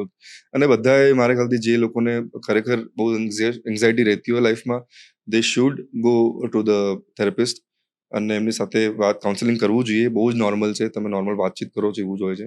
તમને ખરેખર હેલ્પ થશે મારા ખ્યાલથી. તમે લીધેલી છે ક્યારે થેરેપી? મેં નથી લીધી ક્યારે. પણ હું વિચારું છું કે હું એવો મારા ફેઝ લાઈફમાં આવે જ ક્યારેક હું કેમ થાય કે યાર ક્યાંક કોઈને વાત કરીએ. હા. અને એ અત્યારે હવે કેવું થાય કે કોઈને આપણે જવાબ આપી દઈએ, આપણે એને હવે એટલા થઈ ગયા છે બધું ઘાટ ને બધું જોઈને દુનિયાદારી કે તમે એના આન્સર્સ આપી દો, એનું તમે જસ્ટિફિકેશન આપી દો, which is not necessary. Right. તો એ તમે આજુબાજુના ઘરના વ્યક્તિ હોય કે ફ્રેન્ડ સાથે તમે ન કરી શકો. તમે ઇરિટેટ થઈ જાય એમની સાથે તો ખાસ. પણ કોઈ પ્રોફેશનલ હોય તો ડેફિનેટલી એ વાતનો તમને એક પ્રોફેશનલ હલ મળી શકે મારે. તો હું પણ વિચારીશ કે ક્યારે પણ મને લાગે છે હું જઈશ, ડેફિનેટલી જઈશ. ભાઈ what is spirituality for you? સ્પિરિચ્યુઆલિટીની તમારી વ્યાખ્યા શું? મને એવું લાગે છે you are quite a spiritual person, કે જીવનના એવા ગણિતો થોડા તમને ખબર છે કે જે બહુ વધારે લોકો ન જાણતા હોય, અને finally you are at peace with yourself. તો આઈ થિંક એ સ્પિરિચ્યુઆલિટીથી જ આવે. Once you are truly spiritual, real art comes out. તમારા મતે સ્પિરિચ્યુઆલિટી શું? આઈ થિંક સ્પિરિચ્યુઅલિટી એટલે તમે જે વસ્તુ જેવી છે એને એવી રીતે જુઓ. Basic funda. Don't attach your imaginations or તમારું કે એની સાથે ન જોડો કે આ ફોન જતા ફોન જ છે બસ. પછી આ ફોનમાં પાંખો લાગશે, ઉડવા માંડશે, ને જે તમારી ઘટનાઓ તમે જોડવા માંડો, તમારા ઇમેજિનેશન્સ, તમારી ઈચ્છાઓ ને તમારા એમ્બિશન કોઈ વસ્તુ સાથે જોડવા માંડો, જેનાથી પછી તમને પેઇનથી માંડીને બધી ઘટનાઓ થતી હોય છે. સો જસ્ટ જે જેવું છે એને એવું જોવું પ્રેઝન્ટમાં, વર્તમાનમાં. બસ દેટ્સ એ જ સ્પિરિચ્યુઅલિટી. એવું કરશો તો તમે તમારા થોટ્સને પણ જોઈ શકશો કે એ થોટ્સ કોઈ ઘટનામાંથી, કોઈ એવી વાત થઈ છે એનામાંથી એ વાત ઉત્પન્ન થઈ જશે. સો એનું રૂટ કોઝ તમને જાણવા મળશે જો તમે આ વાત સમજી લેશો કે જે જેવું છે એ વસ્તુને એવી જોવી ખાલી બસ. Just watch it, observe it, અને એમ કરતાં કરતાં જ તમે એની સાથે ડીલ કરી શકશો. સો સ્પિરિચ્યુઅલિટી આટલી જ વાત છે, કોઈ જ મોટી વાત નથી. કોઈ એવું નથી કે કંઈક મળી જવાનું છે અથવા તો કંઈક છે. બહુ એટલું ઓવર એ કરવામાં આવ્યું છે ને યાર બધા લોકો દ્વારા. એને કોમ્પ્લિકેટ વિષયને કરી દીધો છે. બહુ કોમ્પ્લિકેટ પણ જે રીતે તમે કીધું કે ઇવન આપણા ધર્મશાસ્ત્રોમાં શ્રીમદ ભગવદ્ ગીતામાં એક જ શ્લોકમાં આખી સ્પિરિચ્યુઅલિટીની વ્યાખ્યા આપેલી છે કે તમે તમારું કામ કરે જાઓ, બાકી બધું છોડી દો. એક્ઝેક્ટલી. યુનિવર્સ પર છોડી દો, ભગવાન પર છોડી દો. સો આ ટેબલ છે, બેઝિકલી આ ટેબલ છે બસ. તમારે શું કરવાનું તમે લાઈટ છે બસ, એનાથી વધારે બીજું બધું કશું શું કામ જોડવા જવું છું? કોઈ પણ સંબંધ હોય, કોઈ પણ વાત હોય, કોઈ પણ બિઝનેસ હોય, કોઈ પણ વસ્તુ કરું છું તો એ જે છે એ ફોર્મમાં રાખીને જો એક્સેપ્ટ કરીને હું વધુ આગળ કે આ વસ્તુ આટલી જ છે આમાં, અને એને થર્ડ પર્સન તરીકે કરવાનું શરૂ કરો. તમે તમારા ઈગોઝ ને તમારી વસ્તુઓ જોડીને ન કરો. એ ડિટેચમેન્ટ ઇઝી છે તમારી માટે કરવું? હા, એ હવે ઇઝી છે, પહેલાં નહોતું. હમ. હવે ઇઝી છે ડિટેચ થઈ જવું. એટલે હું ઓલમોસ્ટ અટેચ પણ નતો થતો ને ડિટેચ, એટલે એવું જ છે. અટેચ થવાનું છે તો ડિટેચ થવાની તકલીફ ઘટના જ નથી એમ. એક ટાઈમ તો એવું પણ આવ્યો હતો કે કોઈ પર્પઝ જ નથી આપણો એમ. જે પર્પઝની વાત આવી હતી ને, જે આપણો શું પર્પઝ છે એનો ક્વેશ્ચનનો જવાબ મને મળી ગયો. હું શેર નથી કરતો મોટા ભાગે, કોઈ જ પર્પઝ નથી લાઈફનો. લાઈફ ઇઝ મીનિંગલેસ, કશું જ નથી. જો સ્પિરિચ્યુઅલિટીમાં વાત કરવામાં આવે તો કશું જ નથી લાઈફ. તમે એને તમારા ઉછેરમાં જે પણ કલ્ચર મળે છે થી માંડીને, તમારા જે ઇન્ફ્લુઅન્સ થાવ છો લોકો જેને મળો છો થી માંડીને, એ બધી વાતોથી, વસ્તુઓથી તમે એક પર્સનાલિટી બનો છો, પર્સોના બનો છો, અને બસ દેટ્સ ઇટ. તમે આપ્યા છે મતલબ લાઈફને, કે મારા લાઈફનો મતલબ આ રાખીશું, આ કરીશ. મારા લાઈફનો મતલબ જીગરા છે. એ બધું ક્યારે ચેન્જ થઈ જાય ખબર નથી હોતી. સાચું કહું તો કોઈ મતલબ નથી. Right. સ્પિરિચ્યુઅલિટી એ આધ્યાત્મિકતા વાત જ એ છે કે કોઈ જ પર્પઝ નથી આ દુનિયાનો, આ બ્રહ્માંડનો. બસ એક ઓટો પાયલટ પર ચાલતી ઘટના છે, એક્સિડેન્ટલ. તમને મોગલમાં બહુ વિશ્વાસ છે, બહુ શ્રદ્ધા છે. Is she where you go when you are troubled inside? જ્યારે માનસિક શાંતિ ન હોય ત્યારે ત્યાં જાઓ? ડેફિનેટલી એ શક્તિ, જે હું બેઝિકલી એવું માનું છું મોગલમાં, ને હું બ્રહ્માંડની શક્તિ માનું છું. બેઝિકલી મારો ફેથ એવો છે એમના માટે કે આ સમગ્ર બ્રહ્માંડનું જે શક્તિ છે, ટોટલ એનર્જી જે ઇન્ફાઇનાઇટ છે, એ શક્તિને હું મોગલમાં માનું છું. રાઈટ. અને એ મેં મારી એક રચનામાં પણ મેં એનો ઉલ્લેખ કર્યો છે. તને હમ છે મારી મોગલના મોગલ, ભેળી રહેજે રે સદાય. કે હું મોગલમાં માટે એવું હશે લોકો માટે, એટલે અમારામાં તો સદેહ થઈ ગયા છે માતાજી. રાઈટ. અને અમે લોકો ગુપ્ત રીતે એમને પૂછતા, અત્યારે પછી બધા જ લોકોના માતાજી બધા એમને પૂજે છે. બેઝિકલી એમની કોઈ મૂર્તિ ના હોય, મારું થડું હોય માતાજીનું, અમે લોકો એમને ચરજ ગાઈએ, એમને પૂજા કરીએ, આરાધના કરીએ, તરવૈડા દઈએ અમે લોકો. એક તરવાડા કરીને અમારો છે કલ્ચરલ. તો આઈ થિંક મોગલમાં બ્રહ્માંડની એક શક્તિ હું માનું છું, અને એની ઉપાસના કે ભાઈ અમે બહુ જ એનો કયો ભાગ કહેવાય એ નથી ખબર આપણે, તો ઇધર એ તમને પીસ આપશે. આ થોટ હું તમને કહું છું, સાંભળજો, કદાચ તમને મજા આવશે. કે either we are nothing or we are everything. Because હું એક આખા યુનિવર્સનું જ્યારે હું પાર્ટ બનું છું ત્યારે હું બધું જ આખું બ્રહ્માંડ બની જાઉં છું. જો હું એવી ફીલ રાખીને જીવનમાં આગળ વધું અને હું એવું બધું કે હું બધા કરતાં અલગ છું અને હું, તો તમને એ હેરાન કરે રાખશે વાત, કે તમને પીસ નહીં આપે. બધું જ મેળવી લેશો પણ પીસ નહીં મળે. સો કનેક્ટ થઈ જાઓ તમે બ્રહ્માંડની એનર્જી સાથે અને જસ્ટ મૂકી દો વાત, તમારી આવશે જ પાછી તમારા તરફથી. સો હું સ્પિરિચ્યુઅલિટીને આવી રીતે લેતો આવું છું. અને જ્યારે માની આરાધના હોય કે માં શબ્દ જ્યારે મારે આવે તો આખું બ્રહ્માંડ મારામાં આવતું હોય છે. Very well said. તો આ થોટ પર લખતા આઈ મીન એવું નતું મારે લખવું છે, કે મગજમાં આવ્યો અને હું લખતો ગયો. ઇવન મેં અત્યારે લખ્યો છે, ફોન્ટ ગુજરાતીમાં લખ્યું છે પણ છે હિન્દીમાં. મેં કેમ આવું કર્યું અત્યારે મને નથી ખબર. સો હું મારામાંથી રોજ ખસું છું. હું મારામાંથી રોજ ખસું છું. શોધું છું કે ક્યાંય કશું છું. 365 ટુકડા જીગરા, કોઈ શૂન્યમાં થઈ એક વસું છું. આહ, ક્યા વાત. ઝેર ખિસ્સામાં ભેગું કર્યું છે. નાગ થઈને ખૂબ ડસું છું. ત્રાડો ગજવું ગામ શહેરમાં, કૂતરા માફક કેવો બસું છું. ખોદ્યો માણસ અંદરથી બહુ મેં, અંતે તો સાલું એક પશુ છું. Deep, that was deep.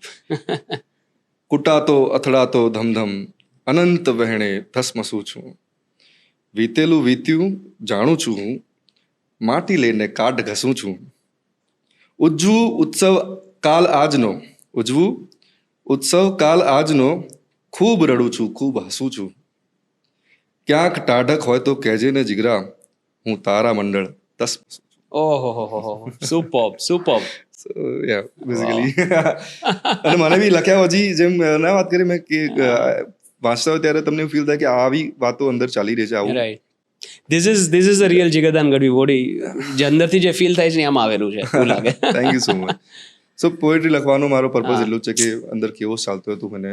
આવું તો ઘણું બધું હશે ને તમારી પાસે. હું લખતો હોઉં છું મારા માટે, સાચે લખતો હોઉં છું. પછી જ્યારે સોંગમાં કંઈક સોંગ વાળી વસ્તુ અલગ છે કે હું એમાં પછી એવી રચનાઓ વધારે લોકભોગ્ય બનાવવું પડે લોકો માટે. હા. અને ઇનફેક્ટ હું એવું કહેવા માંગીશ કે મેં આવી જ રચનાઓ જે મને ઉતરી હોય ને એ જ રચનાઓ મેં હજુ સુધી મૂકી છે ફોર્સફુલી, અથવા તો મેં એને બનાવીને કહેવાય ને કે ઓડિયન્સ માટે એફર્ટ કર્યો હોય કે લોકભોગ્ય બને, એવી મેં બહુ ઓછી મૂકી છે રચનાઓ. અને આવી રીતે અંદર ઉતરી હોય કે મને અચાનક જ એક, જેમ કીધું ને, એક લાઈન તમને આવે ને પછી તમે બીજી જોડતા જાઓ એમ અંદર શોધીને. તો આઈ થિંક એટલા માટે હું લખું છું મારા માટે બસ. વાહ. મને આવી જ રીતે એક લાઈન આવેલી. હું હમણાં લાસ્ટ સમરમાં હું લંડન હતો, તો મારો પહેલો જ દિવસ ત્યાં, અને ક્રિએટિવલી ખબર નહીં ત્યારે હું થોડો પ્રફુલ્લિત હતો. એટલે my creative senses were all awake. એટલે બેંકનું સ્ટેશન છે જે સેન્ટ્રલ લંડનમાં, ત્યાંથી બહાર નીકળો ત્યાં એક મોટું ટાવર ક્લોક છે, એના ત્યાં 12 વાગેલા. એટલે ઘડિયાળના 2 કાંટા ભેગા થયા અને મેં જોયું ને, એ ટાવર ક્લોકમાં 2 જ કાંટા હોય, એમાં સેકન્ડ કાંટો ન હોય, 2 ભેગા થયા. એટલે યાર આ 2 કાંટા તો કોઈની માટે ન ઉભા રહે ને. એટલે જસ્ટ એક દિમાગમાં થોટ આવ્યો કે ઘડિયાળના 2 કાંટા કોઈની પણ માટે નથી રોકાતા. ઘડિયાળના 2 કાંટા કોઈની પણ માટે નથી રોકાતા. તમે સૂતા હોય કે જાગતા, તમે ચાલતા હોય કે ભાગતા, તમે ભલે હોય ક્યાંયના રાજા, એ કોઈની શરમ નથી રાખતા. ઘડિયાળના 2 કાંટા કોઈની પણ માટે નથી રોકાતા. મત દરિયો હોય કે નદીઓના કાંઠા, પ્રસંગો ભલે સારા હોય કે માઠા, સમય નથી હોતો ઇમોશનલ એમ ના રાખતા. ઘડિયાળના 2 કાંટા કોઈની પણ માટે નથી રોકાતા. વિધિન સેકન્ડ્સ સ્ફુરેલી આ રચના. ઓબ્ઝર્વ કર્યું તમે, right? So you observed it and લખવું એ બહુ બ્યુટીફુલ ઘટના છે. હંમેશા એ જોડે છે માણસને લોકો સાથે, પ્રકૃતિ સાથે. બહુ પીસફુલ ઘટના છે. આઈ થિંક લખતા હોય કે કોઈ ન લખતા હોય, કંઈ પણ જીવનમાં તમારા ચાલતું હોય તો એક વસ્તુ કરજો. એવું જરૂર નથી પોએટ્રી કરજો કે એ કરજો, જે પણ મગજમાં આવે ને, બહુ જો કકડાટ ફીલ થતો હોય તો ખાલી કાગળ પર પેન લેજો, પેપર લેજો અને લખી નાખજો. બહુ જ સારું લાગશે. રાઈટ. જર્નલિંગ લોકો કરતા હોય છે, ડાયરી પોતાની લખતા હોય છે. ક્લેરિટી મળે જ્યારે તમે લખો ને, ત્યારે તમારા થોટ્સની જે પેલી ગાંઠ બની ગયેલી હોય ને ખુલે ધીરે ધીરે. હા, નેસેસરી તમે પ્રોફેશનલ હોવ, એ તમારા માટે લખો તમે બસ. जिंदगी ना मिलेगी दोबाराમાં નસરુદ્દીન શાહ બહુ મસ્ત વાત કહે છે કે वो तो दुनिया के તમે जिंगल्स લખો છો તો वो तो दुनिया के लिए लिखते हो, खुद के लिए क्या? खुद के लिए लिखते हो. Beautiful. Yes, wow. આના પર એક અલગથી પોડકાસ્ટ થઈ શકે. સાચી વાત છે. જો લખાણ ખોલીને બેસીએ તમારું ને મારું તો ઘણું બધું નીકળી શકે એમ છે. ડેફિનેટલી યાર, સિરિયસલી તમે પણ બહુ બ્યુટીફુલ લખો છો. Thank you. હોપફુલી આપણે ફરી એકવાર બેસશું અને ખાલી એની આપણે વાંચશું, શું કહેવાય, રિસાઇટેશન કરશું. Yes, પાકું. Yes, now coming to the other things in life which also matter, relationship, friendships. આપણે રિલેશનશિપ પર વાત કરીએ. You and ભાભી both are in a way a power couple of the industry. એવું કહી શકાય. અરે thank you so Undoubtedly, much. right? You both look very beautiful together. Thank you so much. Thank you. મસ્ત તમારું હમણાં પેલું song પણ આવેલું ચણિયા ચોલી, અને બહુ મસ્ત જોડી. એમાં આપણને એમ લાગે આ જ કન્ટિન્યુ કરવી જોઈએ બધા ગાયનોમાં. તો કેવી Thank you રીતે શરૂઆત કેવી રીતે થઈ સ્ટોરીની, અને just tell me about it. કેવી રીતે શરૂઆત થઈ? એટલે હું લગભગ 19માં જ, before just Covid, first time Australia મારી ટૂર હતી. યુકેની ટૂર થઈ મારે, એના પછી તરત જ મારે ત્યાં ગરબા માટે જવાનું હતું. યુકેમાં મારા કોન્સર્ટ્સ હતા, અને ત્યાં સિડનીનો શો કર્યો, મેલબર્નનો શો થયો, એના પછી એડલેડનો શો હતો. અને ત્યાં અમે પહેલી વાર ભેગા થયા. ગ્રીન રૂમમાં બધા પોતપોતાની તૈયારી કરતા હતા, આર્ટિસ્ટ બધા, અને she was there also. 2 anchors હતા. તો એ anchor, she was emceeing the show with એક બીજા એન્કર હતા એમની સાથે. બરાબર. અને ત્યાં ફર્સ્ટ ટાઈમ અમે લોકોની એકદમ ફોર્મલ મુલાકાત થઈ. એ શો એન્કર કરવાની છે, હું શો કરવા આવ્યો છું, દેટ્સ ઇટ. બરાબર. અને પછી ત્યાંથી મને એ યતિ ગમી ગઈ હતી એ જ પહેલી નજરમાં. અને મને અમારામાં લાઈક મારે કદાચ એને ખબર નહીં હોય પણ અમે લોકો અમારા કોમન રિલેશન પણ નીકળતા હતા. એક મારી ફ્રેન્ડ છે, એના કઝિન બરાબર ની સિસ્ટર થઈ હતી. તો એ વખતે તો બસ બધું પતી ગયો, શો ખતમ. અને બીજા દિવસે પછી આફ્ટર શો એના ઘરે ડિનર હોય, કોઈના ઘરે કે પાર્ટી હોય ને, કે પાર્ટી રાખીએ કે ભાઈ શોની સક્સેસ થઈ જાય, લેટ્સ ડિનર પર ભેગા થઈએ બધા અને એને સેલિબ્રેશન કરીએ. તો એમાં આઈ મેડ શ્યોર કે આ વ્યક્તિ આવે છે ને ત્યાં એમ. સો એવું મેં જે ઓર્ગેનાઇઝર હતા એમને કીધું, અને એમને આઈડિયા આવ્યું કે ઓકે આ કંઈક ખીચડી રંધાઈ રહી છે એમ. તો ત્યાં આવ્યા, અને પછી એમ લોકો નંબર શેર કર્યા, અને પછી હું ગયો પર્થ શો માટે. પછી ત્યારથી વાતચીત શરૂ થઈ ગઈ મારી બીજા સાથે. પછી કોમન રિલેશન નીકળ્યા, અને બધું. એ મને નથી ઓળખતી એવું હતું, કેમ કે એ 21 વર્ષની હતી ત્યારે જ્યારે મને મળી, 19માં ત્યારે. અને એણે સોંગ સાંભળ્યું પણ આણે ગાયું છે અથવા તો એવું નહોતું. અને જીગરદાન સાંભળીને એવું થતું કે કોઈ ફોક મ્યુઝિકના આર્ટિસ્ટ હશે, કોઈ એજેડ વ્યક્તિ હશે, એવું એને હતું. સો એની પ્રેપરેશન પણ નથી, કેમ કે એને અચાનક જ એડ કરી દેવામાં આવતી આગલા દિવસે, તારે કરવાનું છે એમ. She is quite popular in Adelaide. ત્યાં બધા કલ્ચરલ એક્ટિવિટીઝમાં she was there. બરાબર. તો એને આ જિમ્મેદારી સોંપવામાં આવી હતી, ને સારું થયું એમણે આવું કર્યું. તો મને યતિ ભેગી હતી, એટલે મ્યુઝિક થ્રુ જ હું મળ્યો એને. અને પછી 19માં ફરી નવેમ્બરમાં હું મારા બધા શો ખતમ થઈ ગયા, કે નવરાત્રી ખતમ થઈ ગઈ, પાછો હું સ્પેશિયલ એને મળવા માટે જ ગયો. અને ડેટ અમે 2-3 ડેટ્સ છે મારી. અમે લોકો એવું વિચાર્યું કે હવે મળતા રહીશું આપણે. હું એવું હશે તો ફરીથી ફેબમાં આવીશ, તું આવી જશે ફેબમાં. ડેટિંગનો સિલસિલો તો ચાલુ રહે, કેમ કે ઇન્ટરનેશનલ વસ્તુ ચલાવી કેમ નહીં આખી વસ્તુ. રાઈટ. તો એવું પ્લાન ચાલતા હતા, ને ત્યાં જ જાહેર કરી નાખ્યું. હું એકચ્યુઅલી કોન્સર્ટ કરવા પણ જઈ રહ્યો હતો મારા. ઓસ્ટ્રેલિયામાં જ ગરબા કરીને આવે, પછી માર્ચમાં કોન્સર્ટ કરવા માટે જતો. બરાબર. કે ભાઈ માર્ચની ડેટ્સ પણ આવી ગઈ છે, બધા વેન્યુઝ ફાઇનલ થઈ ગયા છે, ટિકિટ્સ પણ ઓન સેલ થઈ ગઈ હતી. એન્ડ જાહેર થયું, WHO કહી દીધું કે ભાઈ ધીસ ઇઝ પેન્ડેમિક, સાચવી લેજો બધા. એમાં લોંગ ડિસ્ટન્સ આવ્યું. અને ન્યૂઝ સાંભળતા જ મેં કીધું ને કે યાર હું નહીં આવી શકું. ફ્લાઇટ્સ અહીંયા બધા એરપોર્ટ્સ બંધ થયા છે. ત્યાં જ she started to cry like an baby. અને વોઝ હર્ટ. બહુ જ પેઇનફુલ હતું કે યાર આટલા ટાઈમ પછી જીવનમાં પ્રેમ થયો છે, અને આ શું ઘટના થઈ ગયા, આવું નતું થવા જોઈએ. અને પાછી કોઈ ક્લેરિટી નહોતી કે આ કેટલા સમય સુધી લોકડાઉન રહેવાનું છે. હા, એટલે અનસર્ટનિટી. એટલે આવા કેસમાં ઘણી વાર બ્રેકઅપ પણ થઈ જતા હોય, પણ મારા ખ્યાલથી ફાઉન્ડેશન બહુ જ સરસ હતો મારા બેનનું. અને એવી ક્યારે એવું એકવાર થોટ પણ ના આવ્યો અમને. અમારો ઝઘડો પણ ન થયો ક્યારે કોવિડના દરમિયાન લોંગ ડિસ્ટન્સમાં. અને એ વખતે એક્ઝેમ્પશન્સ લેવા પડતા હતા એમને આવવું હોય તો. કોઈને ઓસ્ટ્રેલિયાથી ટ્રાવેલ કરવું હોય ને, આવા તો નતા જ દેતા, પણ આવવું હોય તો બી એક્ઝેમ્પશન લેવા પડે. ઇવન આપણા કન્ટ્રીમાં પણ. યસ. તો એ એક્ઝેમ્પશન લઈને આવી, અહીંયા આગળ. અને પછી અમે લોકો મળ્યા, સગાઈ કરી.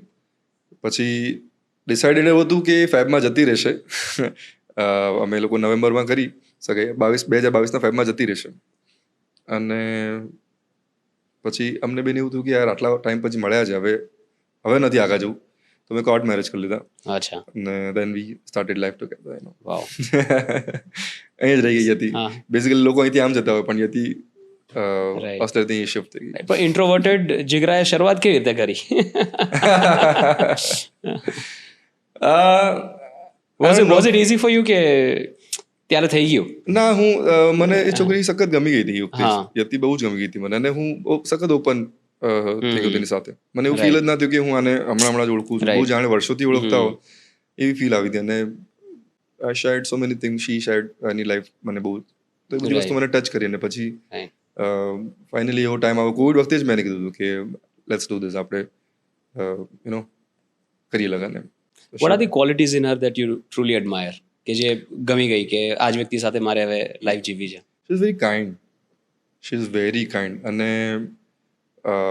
સખત ઇનોસન્ટ વ્યક્તિ છે.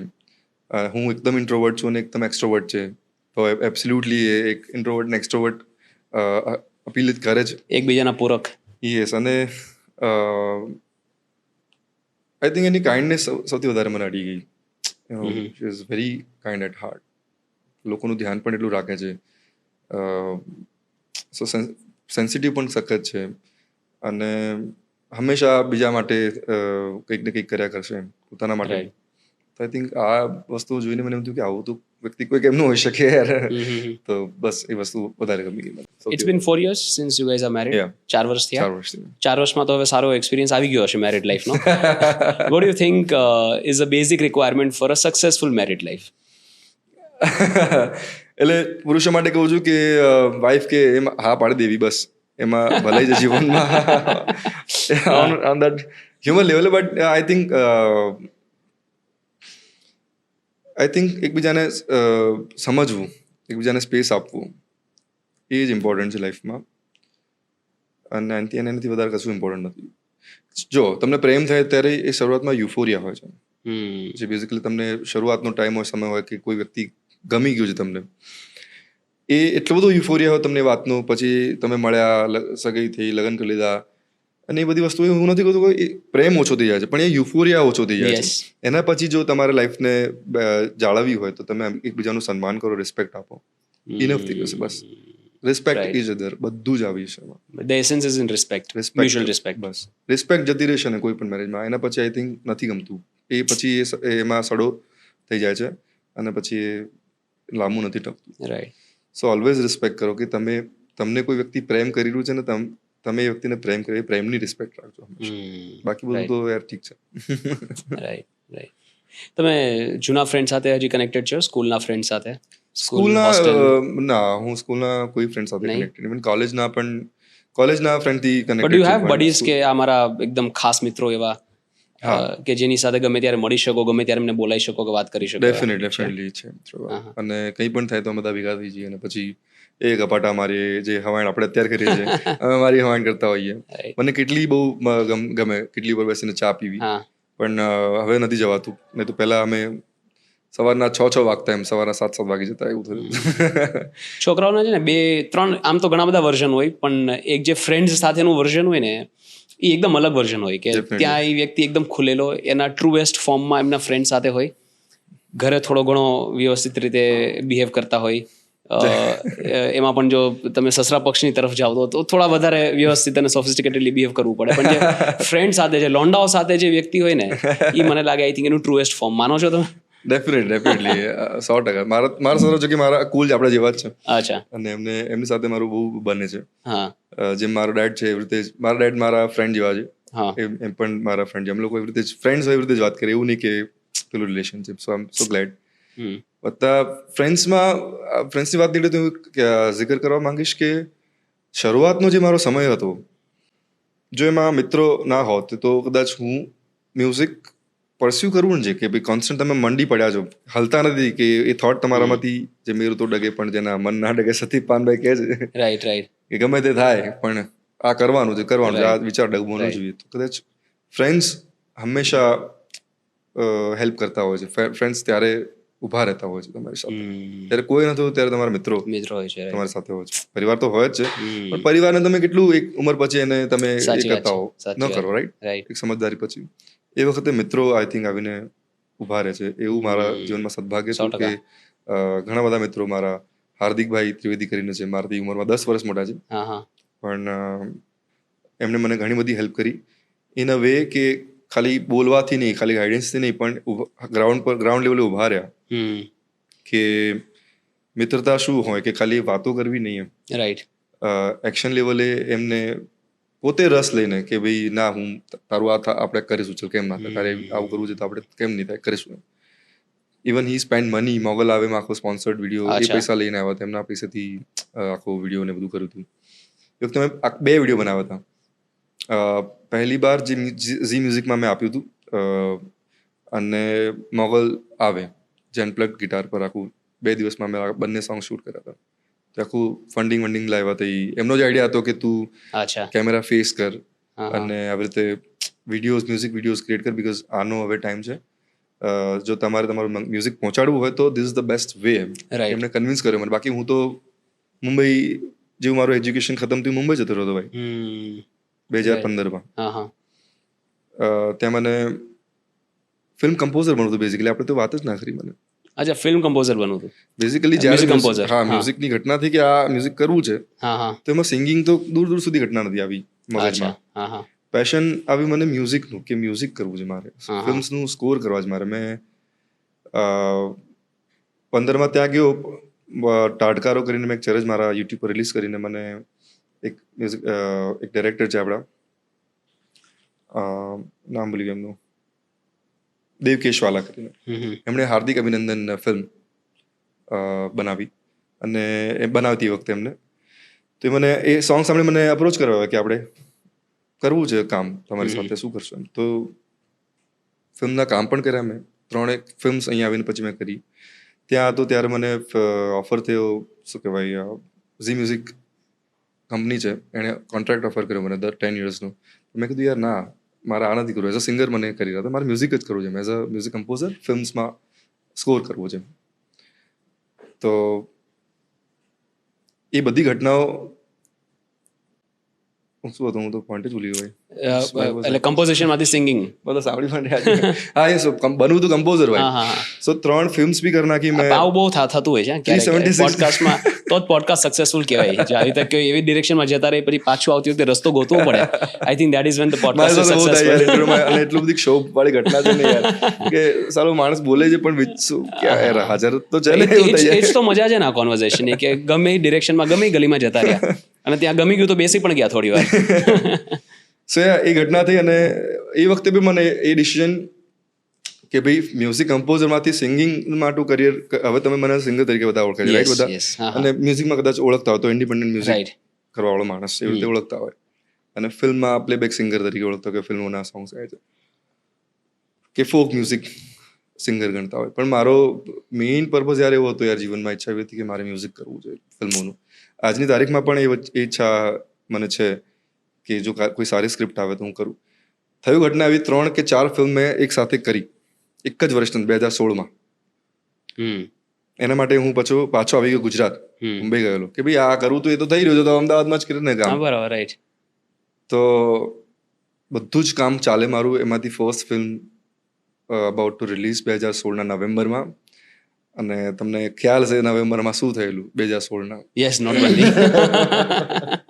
મિત્રો અને બ્રો યાર લાઈક 1 વર્ષની મહેનત હતી મારી, હા બધી પાણીમાં. મેં શોઝ નહોતા કર્યા, કશું જ નહોતું કર્યું, અને એટલા પાણી બી અત્યારે મોંઘા થયા છે, એવા ભાવમાં મેં કામ કર્યું હતું. અચ્છા એટલે મારે ઘરના ખર્ચા પડ્યા હતા ખીચામાંથી ઉધાર લાવીને, એટલે એવી રીતે કામ કર્યું હતું મેં. કેમ કે પૈસા ના આપ્યા લોકો જેણે કામ કર્યા હતા બધાએ. કેમ કે બેઝિકલી વખતે આપણા નહોતું એટલું બધું, બજેટ પણ નતા, એમનો પણ વાંક નથી કોઈનો યાર, રાઈટ. પણ બહુ જ ઓછા પૈસા હતા યાર. એટલામાં તો યાર આવું તો ના કરાય જીવનમાં. એનો અફસોસ છે મને, અને કમ્પ્લેન પણ છે. હા પણ એમ છતાં મેં કર્યું કામ, રાઈટ. અને એનો ફળ આવું હતું કે ફિલ્મ જ નહીં લાગે. અથવા તો ફિલ્મ લાગી એના બીજા દિવસે જ આવ્યું હતું એકચ્યુઅલી. ફિલ્મ મારી લાગી હાર્દિક અભિનંદન, અને મેં 6 ઓરિજિનલ સોંગ્સ કર્યા હતા, રાઈટ. ફૂલ ઓન મહેનત. 2-3 સોંગ્સ લખ્યા હતા પણ ખરા મેં. અને એવી બીજી 4 ફિલ્મ હું કરી રહ્યો હતો ઓલરેડી, જેમાંથી 3 ફિલ્મ કમ્પ્લીટ થઈ ગઈ હતી. અને આ માહોલે આખું મારું સપનું એમ કહેવાય ને ચૂર ચૂર કરી નાખ્યું. કમ્પોઝર બનવું તારે ચલ નીકળી હતી. It was destiny. I believe it was destiny. So maybe I think so એવું હોઈ શકે, બીકોઝ એના લીધેથી ને મેં કદાચ ફોકસ કર્યું કે યાર ઠીક છે, સોંગ્સ એવું હોય તો આપણે યુટ્યુબ ચેનલ પર ચાલુ કરી નાખી છે જીવનમાં. 2013 ચાલુ કરી છે, મૂકતા છીએ નહીં આપણે, તો એની ઉપર મૂકો કંઈક. તમારે કંઈક કરવું જ છે, ગીતો બનાવો તો એની પર મૂકશું આપણે. અને હવે ગાવાનું શરૂ કરો જીવનમાં. Then I started to sing, guitar લઈને બેન્ડ ફોર્મ કરીને પછી એટલે 17 આઈ ગેસ ફૂલ ઓન હું as a singer, as a performer કરતો જ તો હું શો, પણ બસ લાઈક બ્રેડ એન્ડ બટર તરીકે કરતો હતો. બરાબર. પણ એઝ અ પરફોર્મર તરીકે કે ભાઈ હવે આ કરિયર બનાવ્યું છે આપણે, એ 17 પોસિબલ થયું. અને 17 ગીતો પણ આવ્યા, જેવું ડિસિઝન લીધું એવા ગીતો આવ્યા. અને કેવા આવ્યા? સીરીઝ ટચ ઉડ્યા. યસ. એટલે આવું થાય છે, આવું પણ થઈ શકે. હરિવંશરાય બચ્ચને બહુ સટીક તરીકાથી કીધું છે કે મન કા હો તો અચ્છા, ના હો તો ઓર અચ્છા. બહુ સારું થયું તમારા મનનું ધાર્યું ન થયું અને કમ્પોઝર ન બન્યા, એટલે અમને આવા સિંગર મળ્યા. પણ મને છે ઈચ્છા કે હું કોઈ સારી ફિલ્મ આવે તો હું એનું મ્યુઝિક કરું એમ. અને ખાસ કરીને ગુજરાતીમાં. હું ગયેલો ત્યાં આગળ તો હું ફિલ્મ બોલિવૂડના સ્કોર કરવા માટે ગયો હતો કે હું મને એનું કામ મળે. હા યાર, તમને ઈચ્છા ખરી બોલિવૂડમાં જવાની? હમણાં ઓફરો તો આવતી હશે, આઈ એમ શ્યોર. ઓફર્સ કરતા લાઈક હા, મેં ગાયા છે ખરા. હા. મેં પોતે ફિલ્મ મ્યુઝિકનું કમ્પોઝર એઝ અ કમ્પોઝર પણ મેં કામ કર્યું, જેમાં મેં 4 સોંગ્સ ગાયા હતા પણ ખરા. મારી સાથે કેવું થાય છે, હું જે મ્યુઝિકમાં જે ફિલ્મ માટે કામ કરું છું ને એના સોંગ્સ મેં સ્ક્રેચ ગાયા હોય, રાઈટ? સ્ક્રેચ સંભળાવવા માટે હું તમને મોકલું કે ભાઈ આ સોંગ છે, આવું હશે, આપણે કેવું લાગે જોઈએ આપણે. તો એટલું તો બેસી જાય છે લોકોના વગર, કોઈ સિંગર બીજો લેતા જ નથી, કાસ્ટ નથી કરતા. અચ્છા. એ શું થઈ જાય? સો બધા સોંગ જેટલા પણ મેં ફિલ્મ કરી બધા મેં જ ગાયા છે. તમારે જ ગાવા પડે છે. હા, અનફોર્ચ્યુનેટલી મારી ઈચ્છા હતી કે બધા આ વોઇસ લો, પણ એવું થયું નહીં મારે. પણ સમજી લો એવું થાય કે બોલિવૂડમાંથી કંઈ ચાન્સ મળે ને બહુ સારા પ્રોડક્શન હાઉસને લેબલમાંથી અગર સિંગિંગની ઓપોર્ચ્યુનિટી મળે અને પછી એટલા બિઝી થઈ જાઓ કે આ બાજુ આવવાનો ટાઈમ જ ન મળે ગુજરાતી તરફ આવવાનો, તો એવી ઘટનાની પોસિબિલિટી ખરી કે પછી Jigardan Gadhvi will become a Bollywood singer? ના, એવું કરવું હતું તો આઈ ગેસ હું એ જ કરત કે 2016 જો ગુજરાતી ફિલ્મ્સ કરતા જો મને ઝટકો મળ્યો છે તો કદાચ મેં છોડી દીધું સાવ. પણ એવું ન થયું. મને એવું થયું કે અહીંયા જરૂર છે. આ જે મોડર્ન મ્યુઝિક હું કરી રહ્યો છું અત્યારે, કન્ટેમ્પરરી મ્યુઝિક બેઝિકલી, યસ, તો એ કોઈ જ નથી કરી રહ્યું. You are a category creator for sure. કોઈ જ નથી કરી રહ્યું, કોઈ રસ પણ નથી લઈ રહ્યું. બધા ફોક મ્યુઝિક કરી રહ્યા છે અને કંઈક નવું આવવું જોઈએ મારા ખ્યાલથી. ભલે ફોકના ફ્લેવરમાં હોય, એવું નથી કહેતું કે નવું આપો, તમારા કલ્ચરની જ વાત કરો, પણ તમારા કલ્ચરના નવા સોંગ્સ પણ ઉમેરવા જોઈએ. હું સ્ટ્રોંગલી પહેલેથી માનું છું અને મારું ઓરિએન્ટેશન જ એ છે. એના કારણે હું નવું વસ્તુઓ ગડમથલ કરીને કંઈક ને કંઈક કરીને ખણખોદી કરીને પછી મૂકતો હોઉં છું. સો ગુજરાતી હું આઈ થિંક ક્યારે નહીં મૂકું, બીકોઝ મારા માટે એ અલગ વાત જોડાયેલી છે કે જો આમ બધા જ લોકો હિન્દી તરફ આકર્ષેલા હોય છે, હું પણ હિન્દી તરફ સખત આકર્ષેલો છું, કેમ કે એનું એક્સપોઝર બહુ મોટું. યસ. પણ તમને તમારી માતૃભાષામાં જો તમે દેખો કે આ વસ્તુનો સ્કોપ છે, આ વસ્તુ કરવા જેવી છે, કંઈક નવી વસ્તુ થઈ શકે છે. લોકો આમાં બીજા નવા આર્ટિસ્ટ જેને કરવા અને કદાચ થોટ પણ હોય પણ એ કતરાતા હોય કરતા, તો જો હું કરીશ તો બધા ખુલશે. બેઝિક પર્પઝ એવો હતો. Right. That's why started practising Gujarati music, કે નવા ગીતો ભલે લોકો મને ગવડાવે છે પણ હું નવા ગીતો ઉમેરું અંદર કલ્ચરલી, આપણા બીજા લોકો માટે પણ ગાઉં, અને બસ એ પર્પઝ, બીજું કંઈ purpose. What would be your advice to budding singers and artist in Gujarat, જેમને સિંગર બનવું છે ગુજરાતી ફિલ્મ ઇન્ડસ્ટ્રીમાં કે મ્યુઝિક ઇન્ડસ્ટ્રીમાં પોતાનું સ્થાન બનાવવું છે? શું એડવાઇસ આપશો એમને જે જસ્ટ શરૂઆત કરે છે હમણાં કે સ્ટ્રગલ કરે છે? બેઝિકલી હું એટલી બે જ એડવાઇસ આપીશ કે તમારું ફાઉન્ડેશન મજબૂત કરો. પહેલાં તો તમે જે કરવા જઈ રહ્યા છો, એક પિક્ચર તો જુઓ છે ને તમારો એન્ડ પ્રોડક્ટ, કે તમે એન્ડ સ્લાઇડ તો તમે જુઓ છો કે તમારે આ કરવું છે. સો એના માટેનું ફાઉન્ડેશન શું હોવું જોઈએ, શું વસ્તુઓ તમારે શીખવી જોઈએ, શું વસ્તુઓ તમારે ધ્યાન આપવા બાબત છે. કેમ કે ઘણી બધી બાબતો હોય છે. જેમ કે હું ઇન્ટ્રોવર્ટ હતો તો મારા માટે એ ટાસ્ક પણ હતો એઝ અ સિંગર કે પરફોર્મર, કે મારે આટલા લોકોની સામે ગાવાનું છે. એવું નથી કે મારા રૂમમાં બંધ થઈને મારે ગાયા રાખવાનું છે. તો એ વટાવતા મારે કેટલી પ્રેક્ટિસ કરવી પડી. મેં અરીસામાં કેટલી વાર જોઈને હું બોલ્યો હોય તો એ પ્રેક્ટિસ થઈ તો હું અત્યારે ફંબલ કરીને થોડા ફંબલ થાય છે મારે બોલવામાં હજી પણ એ ઓછા થયા નહીં તો અદરવાઇઝ હું બોલવામાં 50 ફંબલ થાય મારે. આઈ લવ ધી ઓનેસ્ટી. હા, તમે જેટલી ઓનેસ્ટલી ખુલીને વાત કરો છો આ વિશે, ખરેખર નથી લોકો કરી શકતા. સો ના એટલે હું ગુજરો છું ને મને ખબર છે મોટાભાગના આર્ટિસ્ટ એક્સ્ટ્રોવર્ટ હોય છે એમને બિંદાસ આમ નીકળી જાય છે સમજો. રાઈટ.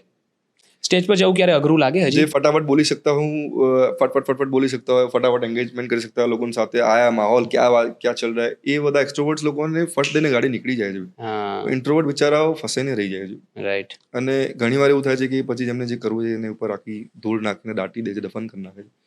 તો કહેવું એટલું છે કે ફાઉન્ડેશન. સર તમારો ક્વેશ્ચન શું હતો? કે તમે મતલબ આજે ઇન્ટ્રોવર્ટેડનેસની વાત થઈ તો ક્યારેય સ્ટેજ પર જતા હજી પણ ક્યારેય ડર લાગે કે હવે ડર નીકળી ગયો છે બિલકુલ completely? પણ એ સ્ટેજ ફેર તો ક્યારનો નીકળી ગયો હતો લગભગ કોલેજમાં નીકળ્યો હતો. અચ્છા.